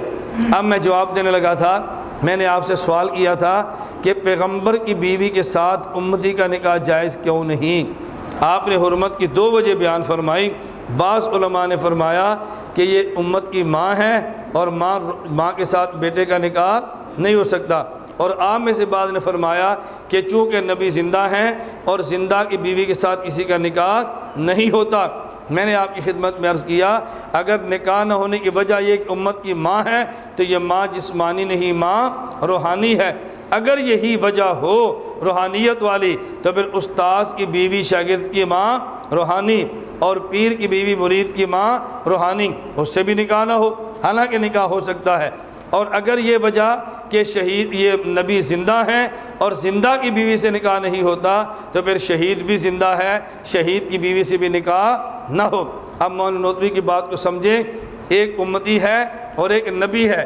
جب شہید پہ قتل وارد ہوا، شہید قتل ہوا، تو شہید کی روح تمام جسم کے تمام اعضاء سے نکل گئی۔ شہید کی روح جسم کے تمام اعضاء سے نکل گئی، توجہ، اور پیغمبر کی روح تمام اعضاء سے قلب اطہر میں سمٹ گئی۔ جب شہید کی روح پاؤں سے لے کر تمام سار تک تمام اعضاء سے نکل گئی ہے تو شہید کی روح اور جسم کا تعلق بھی ختم ہو گیا۔ یہ جو شہید کی بیوی تھی اس کا تعلق شہید کی روح سے تھا یا شہید کے جسم سے تھا؟ بتاؤ بھائی، شہید کا تعلق اپنی بیوی کے ساتھ جسمانی تھا یا روحانی تھا؟ تو جسمانی تعلق تو تب تک ہے نا جب جسمانی حیات ہو۔ جب جسمانی حیات ختم ہو گئی ہے تو شہید کا بیوی کے ساتھ تعلق بھی ختم ہو گیا۔ اب جب قبر میں روح کا اعادہ کر کے روح کو لٹا کے شہید کو حیات ملی ہے، اب شہید کی بیوی شہید کے نکاح میں تھی نہیں بلکہ وہ بیوہ بن چکی تھی، اب اس کے ساتھ کسی اور کا نکاح ہو سکتا ہے۔ لیکن جب پیغمبر پر موت آئی تو نبی پاک کی روح مبارک کو تمام اعضاء سے سمیٹ کے قلب اطہر میں سمیٹ دیا گیا۔ اب جب نبی کی روح قلب اطہر میں سمٹی ہے، اس کا معنی یہ ہے پیغمبر کی موت آئی تو روح قلب اطہر میں سمٹ گئی ہے۔ جسم میں چونکہ حیات موجود ہے اس لیے بیوی کے ساتھ تعلق نکاح ختم نہیں ہوا، اور جب حیات ملی تو روح کو پھیلا دیا گیا۔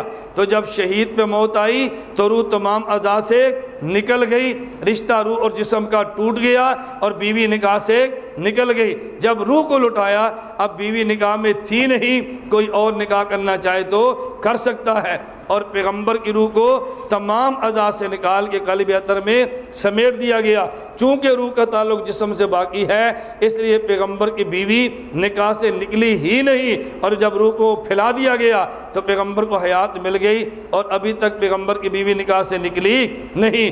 تو شہید کی روح نکل گئی تو اس کی بیوی بیوہ بن گئی، اور نبی کی روح سمٹ گئی تو نبی کی بیوی بیوی رہی ہے۔ تو کسی کی بیوہ سے نکاح ہو سکتا ہے لیکن کسی کی بیوی سے نکاح نہیں ہو سکتی۔ اب بات سمجھ آ گئی؟ کسی کی بیوہ سے نکاح ہو سکتا ہے لیکن بیوی سے نکاح نہیں ہو سکتا۔ تو پیغمبر کے جانے کے بعد پیغمبر کی بیوی بیوی رہتی ہے، اور شہید کے جانے کے بعد شہید کی بیوی بیوہ بن جاتی ہے۔ تو بیوہ سے نکاح ہو سکتا ہے لیکن بیوی سے نکاح نہیں ہو سکتا۔ میں نے آپ کو ایک بات تو یہ سمجھائی کہ سب لوگ موت اور حیات کے قائل ہیں، لیکن کافر کیا موت کا معنی اور ہے اور مسلمان کیا موت کا معنی اور ہے۔ اور دوسری بات میں سمجھائی، ہم نبی کی موت کے بھی قائل ہیں، امت کے موت کے بھی قائل ہیں، لیکن امتی کی موت کا معنی خروج روح ہے اور نبی کی موت کا معنی حبس روح ہے۔ ہم نبی کی موت بھی مانتے ہیں، امتی کی موت بھی مانتے ہیں۔ آگے چلیں تیسری بات، جب موت آ گئی امتی کی، میں ابھی امتی کی بات کہنے لگا ہوں، امتی کی موت آ گئی، امتی کو قبر میں دفن کر دیا گیا، چلا گیا۔ امتی سے 3 سوال ہوتے ہیں، نمبر 1 من ربوں کا، نمبر 2 من نبیوں کا، اور نمبر 3 ما دینوں کا۔ نمبر 1 تیرا رب کون ہے، نمبر 2 تیرا نبی کون ہے، اور نمبر 3 تیرا دین کیا ہے۔ اور یہ جواب دیتا ہے ربی اللہ، نبی محمد صلی اللہ علیہ وسلم، دینی الاسلام، میرا رب اللہ ہے، میرے نبی حضرت محمد صلی اللہ علیہ وسلم ہیں، اور میرا دین دین اسلام ہے۔ تو آواز کیا لگتی ہے اس کے لیے؟ نمبر 1 افرشوا لہ من الجنہ، اس کو جنت کا بچھونا دو، البسوا لہ من الجنہ، اس کو جنت کا لباس دو، وفتحوا لہ بابا الی الجنہ، یہ لفظ سمجھنا، وفتحوا لہ بابا الی الجنہ، میت یہاں رہتی ہے، جنت وہاں رہتی ہے، یہ میت جنت میں نہیں جاتی، جنت یہاں نہیں آتی۔ وفتحوا لہ بابا الی الجنہ، یہ جنت کی طرف کا جو راستہ ہے، اس کے درمیان کا دروازہ، فرشتہ کہتا ہے وہ دروازہ کھول دو جو جنت کی طرف جانے والا ہے، وہ کھڑکی کھول دو، فیاتیہ من طیبہا وروحہا، جنت کی خوشبو وہاں سے اس قبر میں آتی ہے، اور جنت کی ٹھنڈی ہوائیں وہاں سے اس قبر میں آتی ہیں۔ اور پھر فرشتہ کہتا ہے نم کا نومت العروس، اب سو جا تو پہلی رات کی دلہن کی طرح۔ اور اگر آدمی جواب نہیں دے سکا، من ربوں کا جواب بھی نہیں آیا، من نبیوں کا جواب بھی نہیں آیا، اور ما دینوں کا جواب بھی نہیں آیا، تو پھر حدیث مبارک میں ہے یہی انسان قبر میں ہوتا ہے، اس کو قبر میں اسی طرح کے الفاظ موجود ہیں، افرشوا لہ من النار، جہنم کا بچھونا دو، البسوا لہ من النار، جہنم کا لباس دو، وفتحوا لہ بابا الی النار، میت یہاں پہ اور نار وہاں پہ، نہ میت نار میں جاتی ہے نہ نار قبر میں آتی ہے۔ وفتحوا لہ بابا الی النار، یہ جو درمیان کی کھڑکی ہے یہ کھول دی جاتی ہے، فیاتیہ من سمومہا، گرم ہوا اور ہوا گرم کے جھونکے اس کی قبر میں آنا شروع ہو جاتے ہیں۔ آگے اللہ کے نبی صلی اللہ علیہ وسلم فرمایا یہ اسی حالت میں رہتا ہے یہاں تک کہ اس کو قیامت کے دن اس سونے والی جگہ سے اٹھا دیا جائے۔ معلوم ہوا اگر نیک آدمی ہے تب بھی سلا دیا گیا، اور اگر یہ برا ہے تب بھی اس کو سلا دیا گیا۔ نبی کا معاملہ یوں نہیں ہے، جب نبی موت کے بعد قبر میں جائیں تو نہ ہی اللہ کے نبی کے سے سوال ہوتا ہے، نہ ہی اللہ کے نبی اس کا جواب دیتے ہیں۔ یہ سوال و جواب کا تعلق امتی کے ساتھ ہے، سوال و جواب کا تعلق نبی کے ساتھ نہیں ہے، توجہ رکھنا۔ یہ اس کے بعد نم کہہ کے یہ امتی کو سلایا جاتا ہے، لیکن نبی کو نم کہہ کے قبر میں سلایا نہیں جاتا، بلکہ پیغمبر اور امتی کا معاملہ جدا ہے۔ نبی کے لیے الفاظ کون سے ہیں؟ حضرت صدیق اکبر رضی اللہ تعالیٰ عنہ حضور پاک صلی اللہ علیہ وسلم کے بیمار کرسی پہ تھے اور اجازت لے کے گھر چلے گئے۔ جب گھر گئے تو پتہ چلا نبی کریم صلی اللہ علیہ وسلم کا انتقال ہو گیا۔ حضرت صدیق اکبر واپس آئے اور ایک ہاتھ حضور کے دائیں کندھے پہ اور ایک ہاتھ بائیں کندھے پہ، پھر صدیق اکبر رضی اللہ تعالیٰ عنہ نے فقبل ما بین عینیہ، نبی پاک صلی اللہ علیہ وسلم کی پیشانی مبارک کو دونوں آنکھوں کے درمیان بوسہ لیا، اور صدیق اکبر نے کہا طبت حیا و طبت میتا، اللہ کے نبی آپ دنیا میں تھے، آپ کا دنیا میں رہنا بھی مبارک تھا، اور آپ دنیا چھوڑ گئے، آپ کو دنیا کا چھوڑ جانا بھی آپ کا مبارک ہے۔ حضرت صدیق اکبر رضی اللہ تعالیٰ عنہ کی بہت ساری خصوصیات ہیں، لیکن یہ سیدنا صدیق اکبر کی خصوصیت ہے کہ جب کلمہ پڑھا اور حضور سے ملے تھے تو پہلی ملاقات میں حضور کی پیشانی کو چوما تھا، اور جب حضور کا انتقال ہوا اور رخصت کیا تو تب بھی صدیق نے حضور کی پیشانی کا بوسہ لیا تھا۔ جب ملے تھے تب بھی بوسہ، اور جب موت کی وجہ سے جدا ہوئے تب بھی بوسہ۔ یہ صدیق اکبر کی خصوصیت ہے۔ حضرت سیدنا صدیق اکبر رضی اللہ تعالیٰ عنہ ملک شام میں گئے، الخصائص الکبریٰ میں ہے، آپ نے خواب دیکھی اور عیسائی عالم سے خواب کی تعبیر پوچھی۔ اس نے کہا مکہ میں ایک آدمی پیدا ہوا جس کا نام محمد ہے، وہ نبوت کا دعویٰ کرے گا، وَأَنْتَ تَكُونُ وَزِيرَهُ فِي حَيَاتِهِ وَخَلِيفَتَهُ بَعْدَ مَمَاتِهِ۔ جب وہ دنیا میں زندہ ہوگا تو اس کا وزیر بنے گا، جب وفات پا جائے گا تو اس کا جانشین بنے گا۔ حضرت ابو بکر صدیق رضی اللہ تعالیٰ عنہ نے کسی آدمی کے سامنے دنیا میں اس خواب کو بیان نہیں کیا، اپنی خواب کو چھپا کے رکھا۔ اور جب سیدنا صدیق اکبر مکہ میں اللہ کے نبی نے دعوی نبوت فرمایا تو سیدنا صدیق اکبر نے پوچھا مد دلیل علی ما تدعی یا محمد، مد دلیل علی ما تدعی یا محمد، اے محمد جو آپ نے ابھی تو رسول کا انہیں اقرار نہیں کیا تھا نا، اس لیے یا محمد عرض کیا، مد دلیل علی ما تدعی یا محمد، اے محمد آپ کے دعوی نبوت پہ دلیل کیا ہے؟ رسول اللہ صلی اللہ علیہ وسلم نے فرمایا الدلیل علی ما ادعی الرؤیا التی رأیتہ فی الشام، صدیق میرے دعوی نبوت پہ دلیل وہ خواب ہے جو تو نے شام میں دیکھی ہے اور آج تو نے مجھ سے سوال کیا ہے۔ حضرت سیدنا صدیق اکبر نے فوراً کلمہ پڑھا، حضور سے معانقہ کیا اور آپ کی پیشانی کا بوسہ لیا، اور جب حضور دنیا سے جانے لگے تو پھر بھی صدیق نے پیشانی کا بوسہ لیا ہے۔ اس سے معلوم ہوا اپنے بڑے کی پیشانی کو چومنا یہ بدعت نہیں بلکہ صدیق کی سنت ہے، بلکہ صدیق کی سنت ہے۔ اب اسے ہاتھ کا بوسہ لینے پہ استدلال خود بخود کیا جا سکتا ہے، ہماری سمجھ سے باہر ہے کہ لوگ ان باتوں کو بدعت کیسے کہہ دیتے ہیں۔ اللہ فہم عطا فرمائے اور اللہ سمجھ عطا فرمائے۔ حضرت ابو بکر صدیق رضی اللہ تعالیٰ نے فرمایا طبت حیم و طبت میتا۔ اب آگے صدیق اکبر کے لفظ سنیں رضی اللہ عنہ، عرض کیا والذی نفسی بیدہ لا یذیقک اللہ الموتتین ابدا، والذی نفسی بیدہ لا یذیقک اللہ الموتتین ابدا۔ اے اللہ کے نبی میں اللہ کی قسم اٹھا کر کہتا ہوں ایک موت اللہ نے آپ کو چکھا دی ہے، دوسری موت اللہ آپ کو ہرگز نہیں چکھائے گا۔ والذی نفسی بیدہ لا یذیقک اللہ الموتتین ابدا، خدا کی قسم دوسری موت اللہ آپ کو ہرگز نہیں چکھائے گا۔ سوال یہ ہے یہ دوسری موت کون سی ہے جو سیدنا صدیق اکبر فرما رہے ہیں کہ حضور اللہ آپ کو نہیں چکھائے گا؟ ایک موت تو سمجھ آ رہی ہے، وہ دوسری موت کون سی ہے کہ جس کی نفی حضرت ابو بکر صدیق فرما رہے ہیں؟ اب آپ کو دیکھیں نا، چلیں پہلے یہ سمجھ لیں پھر میں ایک بات اور بھی عرض کر دوں گا۔ دوسری موت کون سی ہے؟ جب آدمی قبر میں گیا تو فرشتے نے 3 سوال کیے اور تینوں کا جواب دیا تو نم کہہ کے سلا دیا، اور اگر تینوں کا جواب نہیں دیا تو پھر بھی اس کو سلا دیا۔ توجہ، اب بتاؤ جب آدمی پر موت آئی تو روح نکل گئی؟ بولو بھائی، جب موت آئی تو روح، اور جب قبر میں سوال و جواب ہوا تو روح کا اعادہ کرا دیا گیا۔ تو آد روح فی جسدہ، آپ الفقہ الاکبر میں امام ابو حنیفہ رحمۃ اللہ علیہ کا مسلک پڑھ لیں۔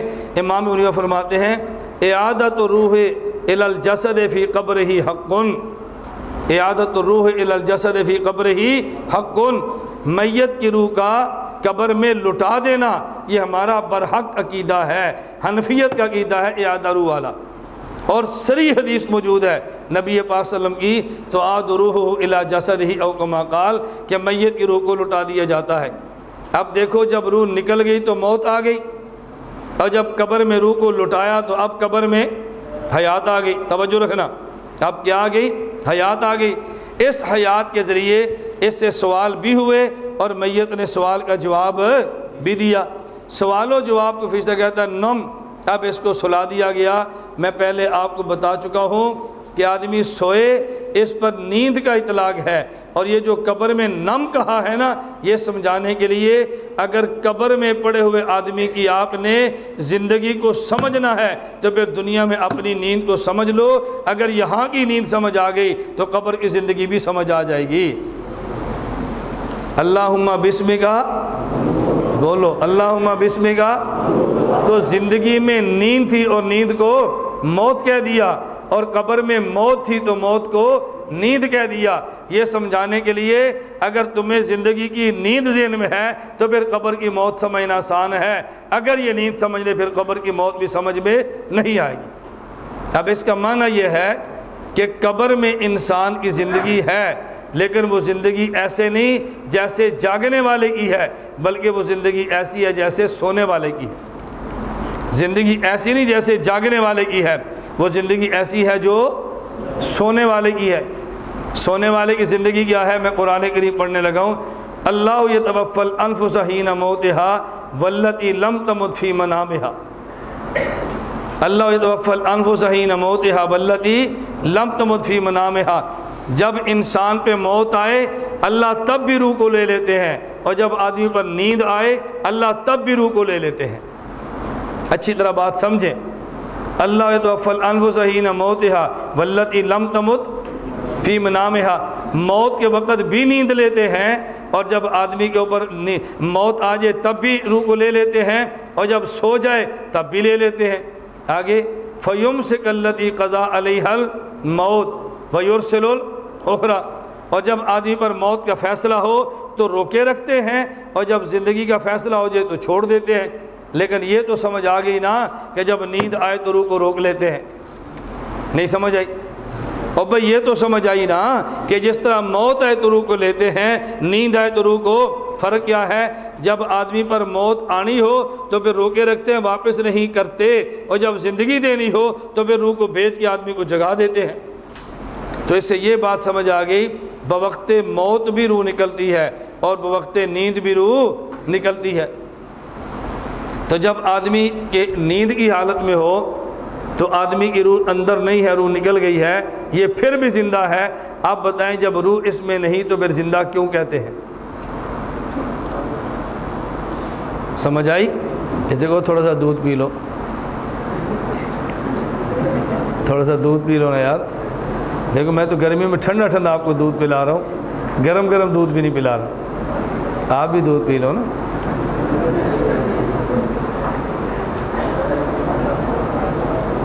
میری بات سمجھ آئی آپ کو؟ اور بات سمجھ آئی؟ میں بار بار سمجھا رہا ہوں، قرآن کریم نے دونوں کے لفظ ایک استعمال کیا یا الگ الگ کیا؟ اللہ یتوفی الانفس حین موتها واللتی لم تمت فی منامها۔ اب اس کا مطلب یہ ہے کہ جب آدمی پر نیند آئے تو آدمی کی روح کہیں اور ہوتی ہے، جسم کہیں اور ہوتا ہے۔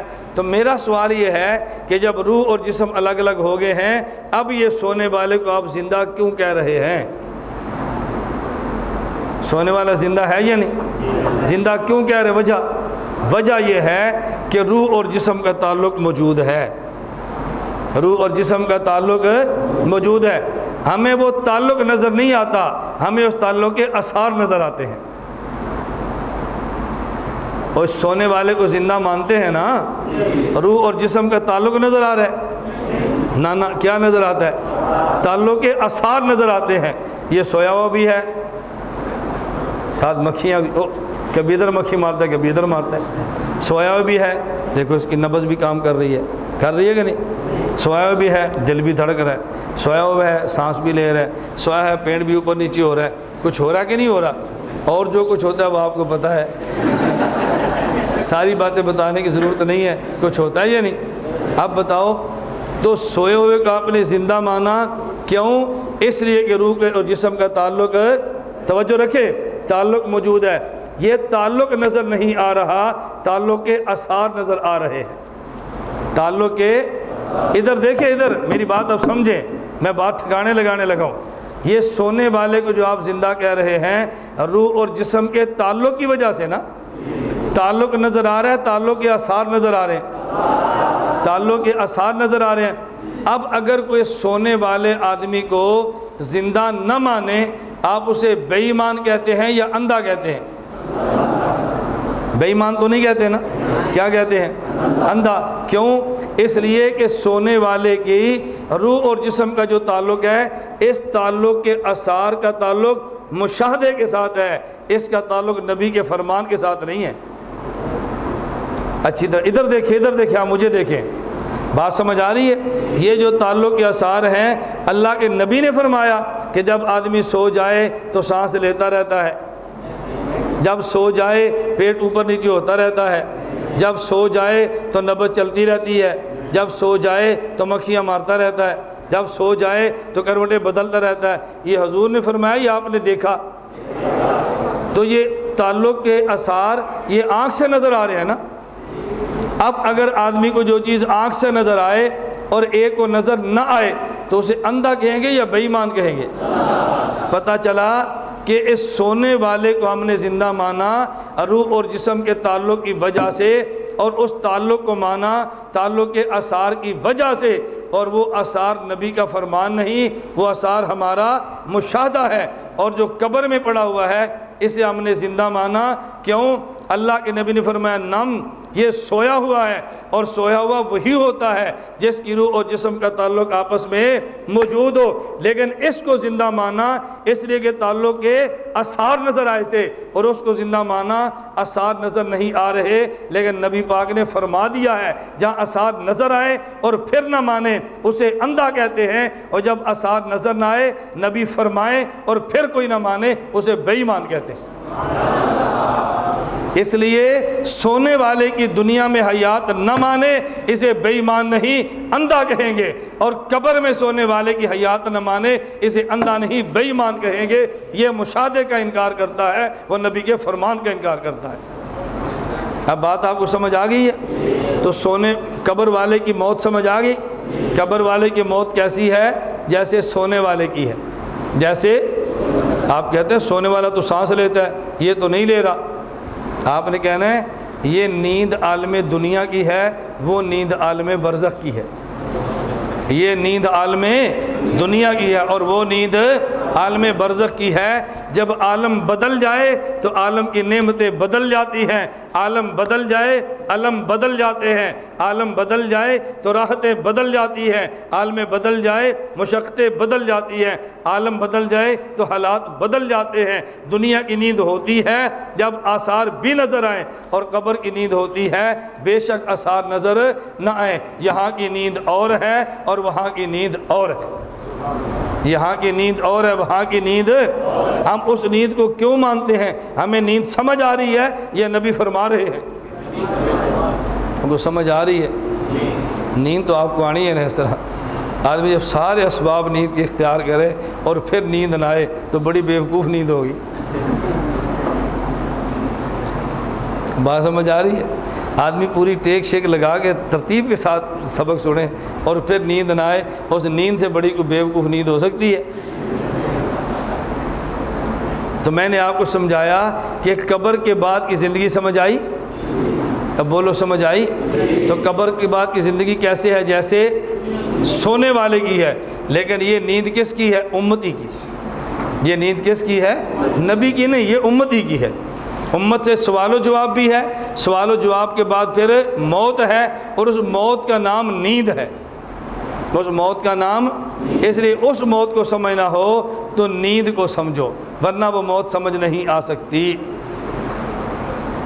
چلیں آگے پھر سے، کیونکہ میں نے بات آخر تک چلانی ہے، یہ تھوڑی سی کر لوں جی، چلیں تھوڑی سی سمجھ لیں، مزید پھر کر لیں گے تاکہ بات تھوڑی سی نا قریب قریب آ کے اس کو ذرا سمجھا لیں۔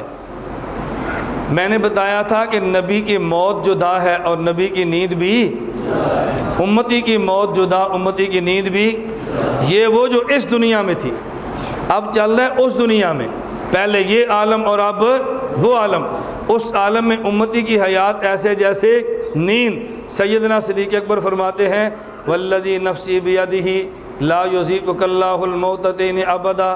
حضور ایک موت تو وہ ہے من کان یعبد محمدً فإن محمدً قد مات ومن کان یعبد اللہ فإن اللہ حی لا یموت۔ مماتی اتنی بات پڑھتا ہے، اس کا نام آدھا خطبہ ہے، اس کا نام۔ اور جی ابو بکر صدیق کہتے ہیں حضور پہ موت آ گئی، یہ نہیں مانتے۔ میں نے کہا نہیں، ہم بھی مانتے ہیں موت آ گئی، صدیق بھی مانتے ہیں موت آ گئی، لیکن صدیق ایک بات اور بھی فرماتے ہیں والذی لا یذیقک اللہ الموتتین ابدا۔ اللہ کے نبی یہ موت میں آپ کی مانتا ہوں جو آ گئی ہے، اگلی موت میں نہیں مانتا۔ اگلی بات کون سی ہے؟ آپ صحیح بخاری اٹھائیں اور سیدنا صدیق اکبر کا یہی جملہ جلد اول صفحہ 117 پہ دیکھ لیں، اور اسی جملے کے تحت ابن حجر اسقلانی کی فتح الباری اٹھا لیں، بدر الدین آئینی کی عمدۃ القاری اٹھا لیں، الشیخ زکریہ کی الکنز المتواری اٹھا لیں۔ آپ جتنی شروع حدیث دیکھیں گے تقریباً سب نے لکھا ہے مذہب اہل سنت والجماعت ان للمیت فی القبر موت و حیات غیر الانبیاء۔ اہل سنت والجماعت کا مذہب یہ ہے کہ قبر میں تمام مردوں کو حیات کے بعد موت ملتی ہے۔ جب یہ قبر میں گیا تو مردہ تھا، اعادہ روح ہوئی، روح کو لٹا دیا، اب زندہ ہے، سوال و جواب کے بعد اس کو سلا دیا، اب یہ موت ہے۔ تو قبر میں ہر میت کو پہلے زندگی ملتی ہے اور زندگی کے بعد اس کو موت ملتی ہے، جو بصورت نوم ہے۔ غیر الانبیاء، انبیاء کی قبر میں سوال و جواب بھی نہیں، سوال و جواب کے بعد نیند بھی نہیں۔ انبیاء کے بارے میں فرمایا فَإِنَّهُ يَسْتَمِرُّ حَيَّا، جب نبی کی حیات آ جاتی ہے لا يَتَعَقَّبُهُ مَوْتًا بَلْ يَسْتَمِرُّ حَيَّا۔ آپ اسی جگہ پہ صحیح بخاری کا حاشیہ اٹھا کے دیکھیں جو شیخ محدث احمد علی سہارنپوری نے لکھا ہے، فرمایا انبیاء کے بارے میں یہ امتی کے معاملے مسئلہ ہے، روح کو لٹایا، سوال و جواب کیے، اس کے بعد سلا دیا، جس کا نام موت ہے۔ نبی سے سوال و جواب بھی نہیں، اور پھر قبر میں حیات کے بعد لا یتقبہ موتن، نبی کی موت بھی نہیں، بل یستمر حیا، بلکہ ان کو دائماً حیات مل جاتی ہے۔ پتہ یہ چلا امتی کو قبر میں اعادہ روح کے بعد حیات ملی ہے، حیات کے بعد موت ملی ہے، جس کی صورت نیند کی ہے، اور نبی کی جب روح پھیل گئی یا اعادہ ہوا، اب پیغمبر کو حیات ملی ہے۔ اس کے بعد وہ نیند نہیں جسے موت کہتے ہیں، نہ وہ موت ہے جو بصورت نیند ہے۔ پتہ یہ چلا کہ قبر میں امتی زندہ جیسے سونے والا زندہ، اور نبی زندہ جیسے جاگنے والا زندہ۔ تکبیر، جان محمد مصطفیٰ زندہ، عقیدہ حیات النبی زندہ، متکلم اسلام مولانا الیاس گھمن صاحب زندہ، ترجمان علماء دیوبند مولانا الیاس گھمن صاحب زندہ، امیر عالم اتحاد مولانا الیاس گھمن صاحب زندہ۔ حضور کل بھی زندہ تھے، حضور کل بھی زندہ تھے۔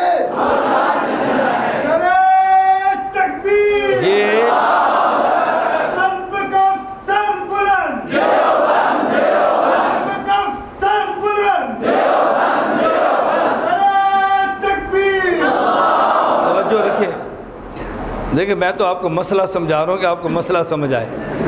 آپ بتائیں اللہ کے نبی بھی زندہ اور امتی بھی زندہ، امتی ایسے زندہ جیسے سونے والا زندہ، اور نبی ایسے زندہ جیسے جاگنے والا زندہ۔ نبی زندہ جیسے جاگنے والا اور امتی زندہ جیسے سونے والا۔ اب توجہ رکھنا، سونے والوں کی قسمیں کئی ہیں، سونے والوں کی قسمیں، بعض سونے والے وہ ہیں کہ جب سو جائیں تو سورج نکل آئے تو پھر بھی آنکھ نہیں کھلتی۔ مسئلہ سمجھیں، بعض سونے والے وہ ہیں کہ ہلکی ہلکی بارش بھی برس جائے تو آنکھ نہیں کھلتی، آپ دھماکہ بھی کر دے تو ان کی آنکھ نہیں کھلتی، اور بعض سونے والے وہ ہیں کہ ساتھ والا ہوا بھی خارج کرے تو اٹھ جاتے ہیں۔ ایسے ہی ہے نا؟ تو بعض گرنیڈ کے پھٹنے پر بھی نہیں اٹھتے اور بعض گرنیڈ کے ہلنے پر اٹھ جاتے ہیں۔ نہیں سمجھے آپ؟ مجھے پتہ نہیں سمجھے نا۔ گرنیڈ کی قسمیں ہوتی ہیں، الگرنیٹ و لہو قسمان۔ بعض گرنیڈ کے چلنے پر بھی نہیں اٹھتے اور بعض گرنیڈ کے ہلنے پر اٹھ جاتے ہیں۔ ایک گرنیٹ انسانی ہے، ایک گرنیٹ حیوانی ہے۔ میں بات سمجھا رہا تھا کہ سونے والوں کی قسمیں ہیں نا، توجہ رکھیں توجہ، سونے والوں کی، ایک سونے والا صحت مند ہے اور ایک سونے والا چرسی پوڈری جہاز ہے۔ اچھی طرح بات سمجھیں، میری بات سمجھیں، میں بار بار کہتا ہوں، میں بات اس انداز میں کہتا ہوں کہ بات سمجھ آئے، میرا مقصد لطیفے نہیں ہے۔ جس طرح سونے والے کی قسمیں ہیں نا، اب ایک سونے والا وہ ہے کہ آپ کہتے ہیں ابھی بچوں سے کہنا یہاں نہ کھیلیں، ذرا دور رہنا، اور یہ خیال رکھنا استاد جی سوئے ہیں، ان کی نیند بڑی کچی ہے، بڑی جلدی اٹھ جاتے ہیں۔ اور ایک بندہ کہتا ہے کوئی مسئلہ نہیں، اس کو جہاں چاہو سلا دو، اس نے نہیں اٹھنا ہی نہیں ہے۔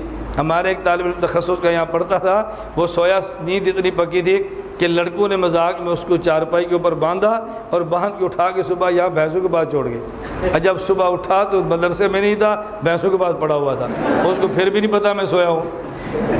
طالب علم آپس میں مذاق کرتے ہیں نا، تو اس کو وہاں سے اٹھا کے یہاں رکھ دیا، اس کو پھر بھی نہیں چتا کہ مجھے کسی اور جگہ منتقل کر دیا گیا ہے۔ میں آپ سمجھانے لگا ہوں، ذرا نقطہ سمجھنا۔ بعض سونے والے ایسے ہیں کہ جن کی نیند اتنی حساس، ان کا مزاج اتنا حساس ہوتا ہے، ہلکی سی آہٹ سے اٹھ جاتے ہیں، اور بعض ایسے ہیں کہ ڈھول بجائیں تو پھر بھی نہیں اٹھتے۔ ہلکی سی آہٹ سے اٹھنے والے کہتے ہیں بھئی دیکھو اس کا بہت زیادہ خیال کرو، توجہ رکھیں۔ اب ایک نیند اس کی ہے، ہلکی سی بات پر بھی اٹھ جاتا ہے تو لوگ کہتے ہیں یار یہ سنتا ہے، یہ کیا ہے، سنتا ہے۔ اور بعض ایسے ڈھول بھی بجائے تو نہیں اٹھتا۔ اب اس حساس مزاج والے کو دیکھیں تو آپ نے کہنا سونے والا سنتا ہے، اور ڈھول بجائیں تو پھر بھی نہ اٹھے، اسے دیکھے تو آپ نے کہنا یہ نہیں سنتا۔ تو بعض سونے والے ایسے ہیں کہ وہ نہیں سنتے، نیند اتنی برباد ہے، اور بعض سونے والے ایسے ہیں ہلکی سی آہٹ پر بھی اوپر اٹھ جاتے ہیں۔ اس لیے ہم کبھی اس سونے والے کو دیکھے تو کہتے ہیں سنتا ہے، اور اس کو دیکھے تو کہتے ہیں نہیں سنتا۔ یہ جو ہمارے یہاں مسئلہ چلا ہے کہ عام اموات کے بارے میں، عام اموات کا سماع اختلافی ہے۔ بعض کہتے ہیں صحابہ وہ سنتے ہیں، اور بعض صحابہ کہتے ہیں وہ نہیں سنتے۔ اموات کا سماع اختلافی اس لیے ہے کہ ایک میت وہ ہے جو ابو جہل کی ہے، اور ایک میت وہ ہے جو ابو بکر صدیق کی ہے۔ ایک میت وہ ہے جو ابو جہل کی ہے، اور ایک میت وہ ہے جو ابو بکر صدیق کی ہے۔ ابو بکر صدیق کی میت کو یوں سمجھے جیسے حساس مزاج والا سویا ہے، اور ابو بکر کی میت، ابو جہل کی میت کو یوں سمجھے کہ جیسے ڈھول پیٹے تب بھی نہ اٹھے، اس طرح کا بیمار سویا ہوا ہے۔ تو جن نے ان کو دیکھا ان نے کہا جی یہ سن لیتا ہے، اور جن نے ان کو دیکھا ان نے کہا کہ نہیں سن لیتا۔ تو سماع موتیٰ میں اختلاف اموات کے احوال کی وجہ سے ہے۔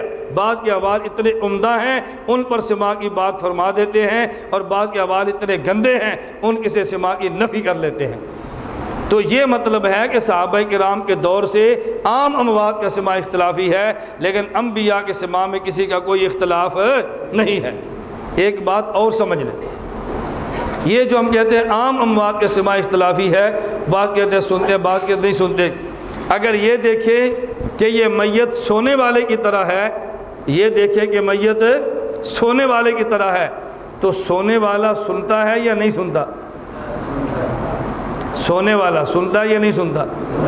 جو مماتی کہے نا، مماتی کہتے ہیں سویا مویا ہکو جیا، سویا مویا ہکو جیا، یہ تقریروں میں کہتے ہیں کہ جیسے سونے والا ویسے مرنے والا دونوں ایک جیسے ہیں۔ جب یہ کہ نا ہکو جیا، اگر یہ کسی جلسے پر آئے اور آپ کے علاقے میں سویا ہو تو اس کے جہاں یہ سوئے وہاں 4 لڑکے کھڑے کر دے باہر کھیلنے کے لیے۔ لوگ کہیں گے حضرت صاحب سوئے ہیں، آپ نے کہنا سویا مویا ہکو جیا، انہیں کیڑا سننا ہے، بچیاں تو کھیلنے دو نا۔ اب اس کا مطلب وہ سمجھتے ہیں کہ سویا سنتا ہے، تو جب سویا مویا ہکو جیا ہے تو سویا سنتا ہے، پھر مویا کیوں نہیں سنتا؟ بات سمجھ آ رہی؟ جب آپ سوئے ہیں اور استاد اٹھاتا ہے اٹھ جاؤ بھائی فجر کی نماز کا وقت ہو گیا، تو آپ اٹھتے ہیں اور استاد کا اعلان سنتے ہیں، یا استاد کی آواز سنتے ہیں تو پھر اٹھتے ہیں؟ استاد کی آواز سن کر اٹھتے ہیں یا اٹھ کر آواز سنتے ہیں؟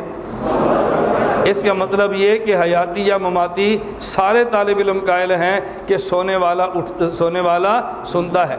اگر سونے والا سنتا نہ ہو تو چلو حیاتیوں کے مدرسے میں تو استاد اٹھا دے، لیکن ان کے مدرسے میں تو استاد کو نہیں اٹھانا چاہیے نا، کیوں ان کا تو سونے والا سنتا ہی نہیں ہے، اٹھانے کا فائدہ کیا ہوا؟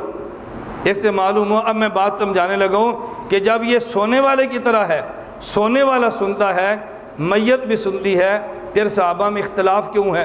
بعض کہتے ہیں سنتے ہیں اور بعض کہتے ہیں نہیں سنتے۔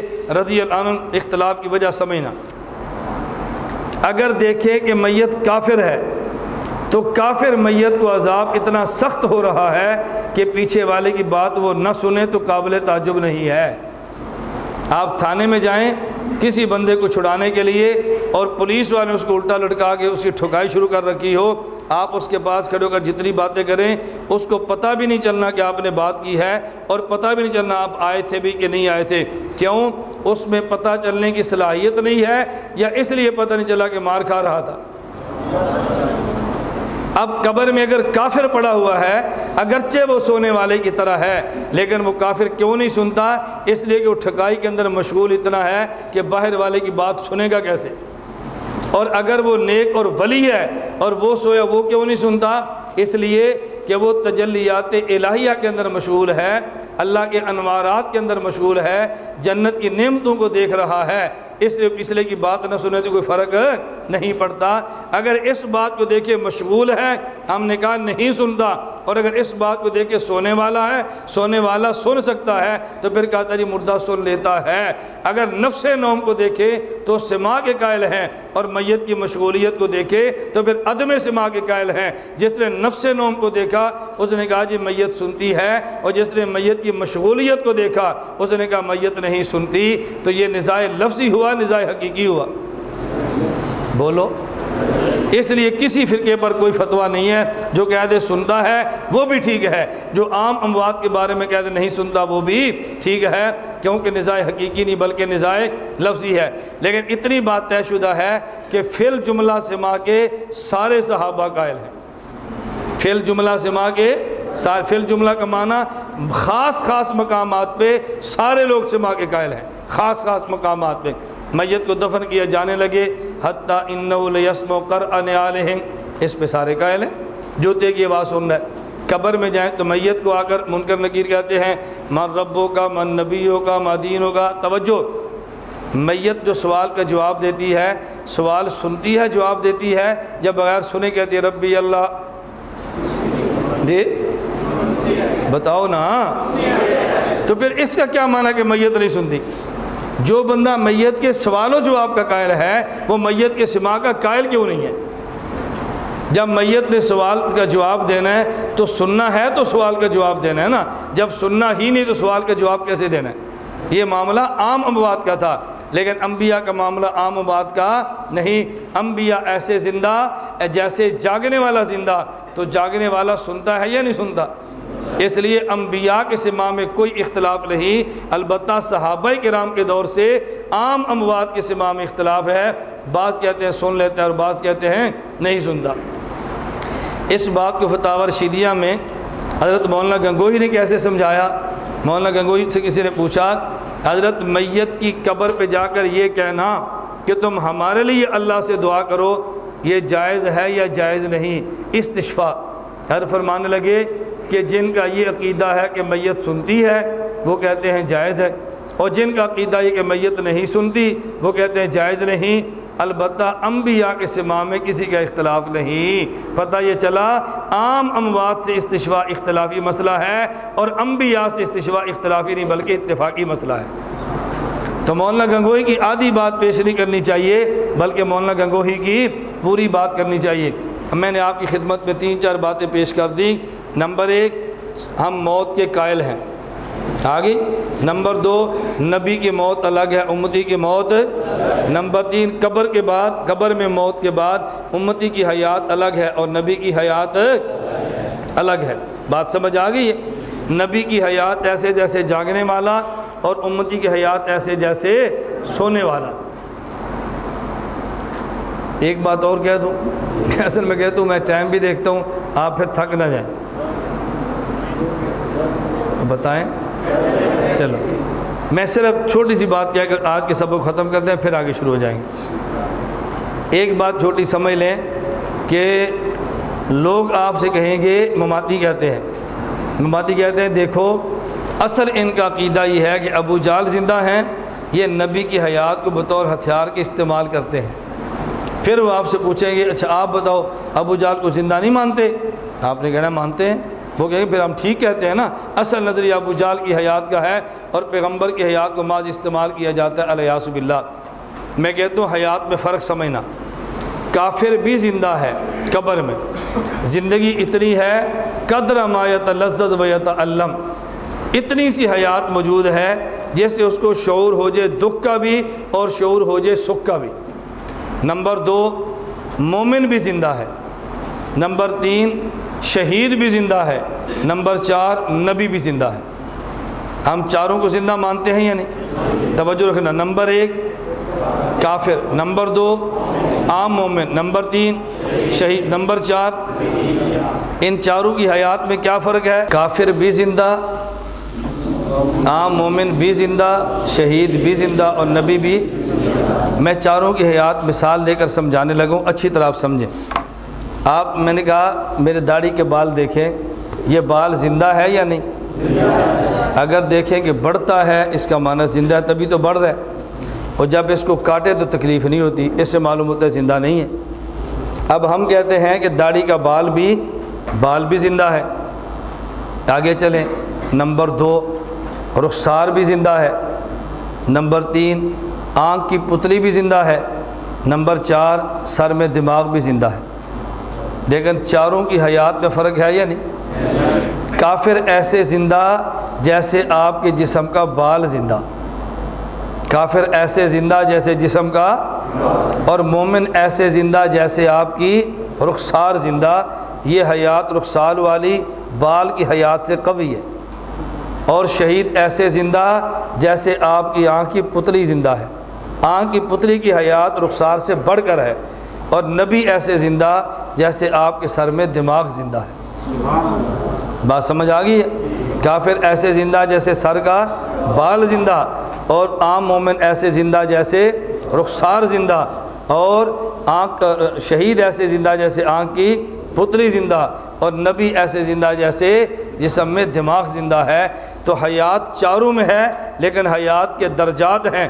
سب سے اعلیٰ اور اقویٰ اور افضل حیات وہ انبیاء کی ہے، اس کے بعد شہداء کی ہے، اس کے بعد عام مومنین کی ہے، اور اس کے بعد ہلکے درجے کی حیات کفار کی ہے۔ صرف اتنے کہ جس سے عذاب محسوس کر لیں، اس سے زیادہ کفار کی حیات نہیں۔ ہم حیات کے قائل ہیں، لیکن حیات کے درجات کے بھی قائل ہیں۔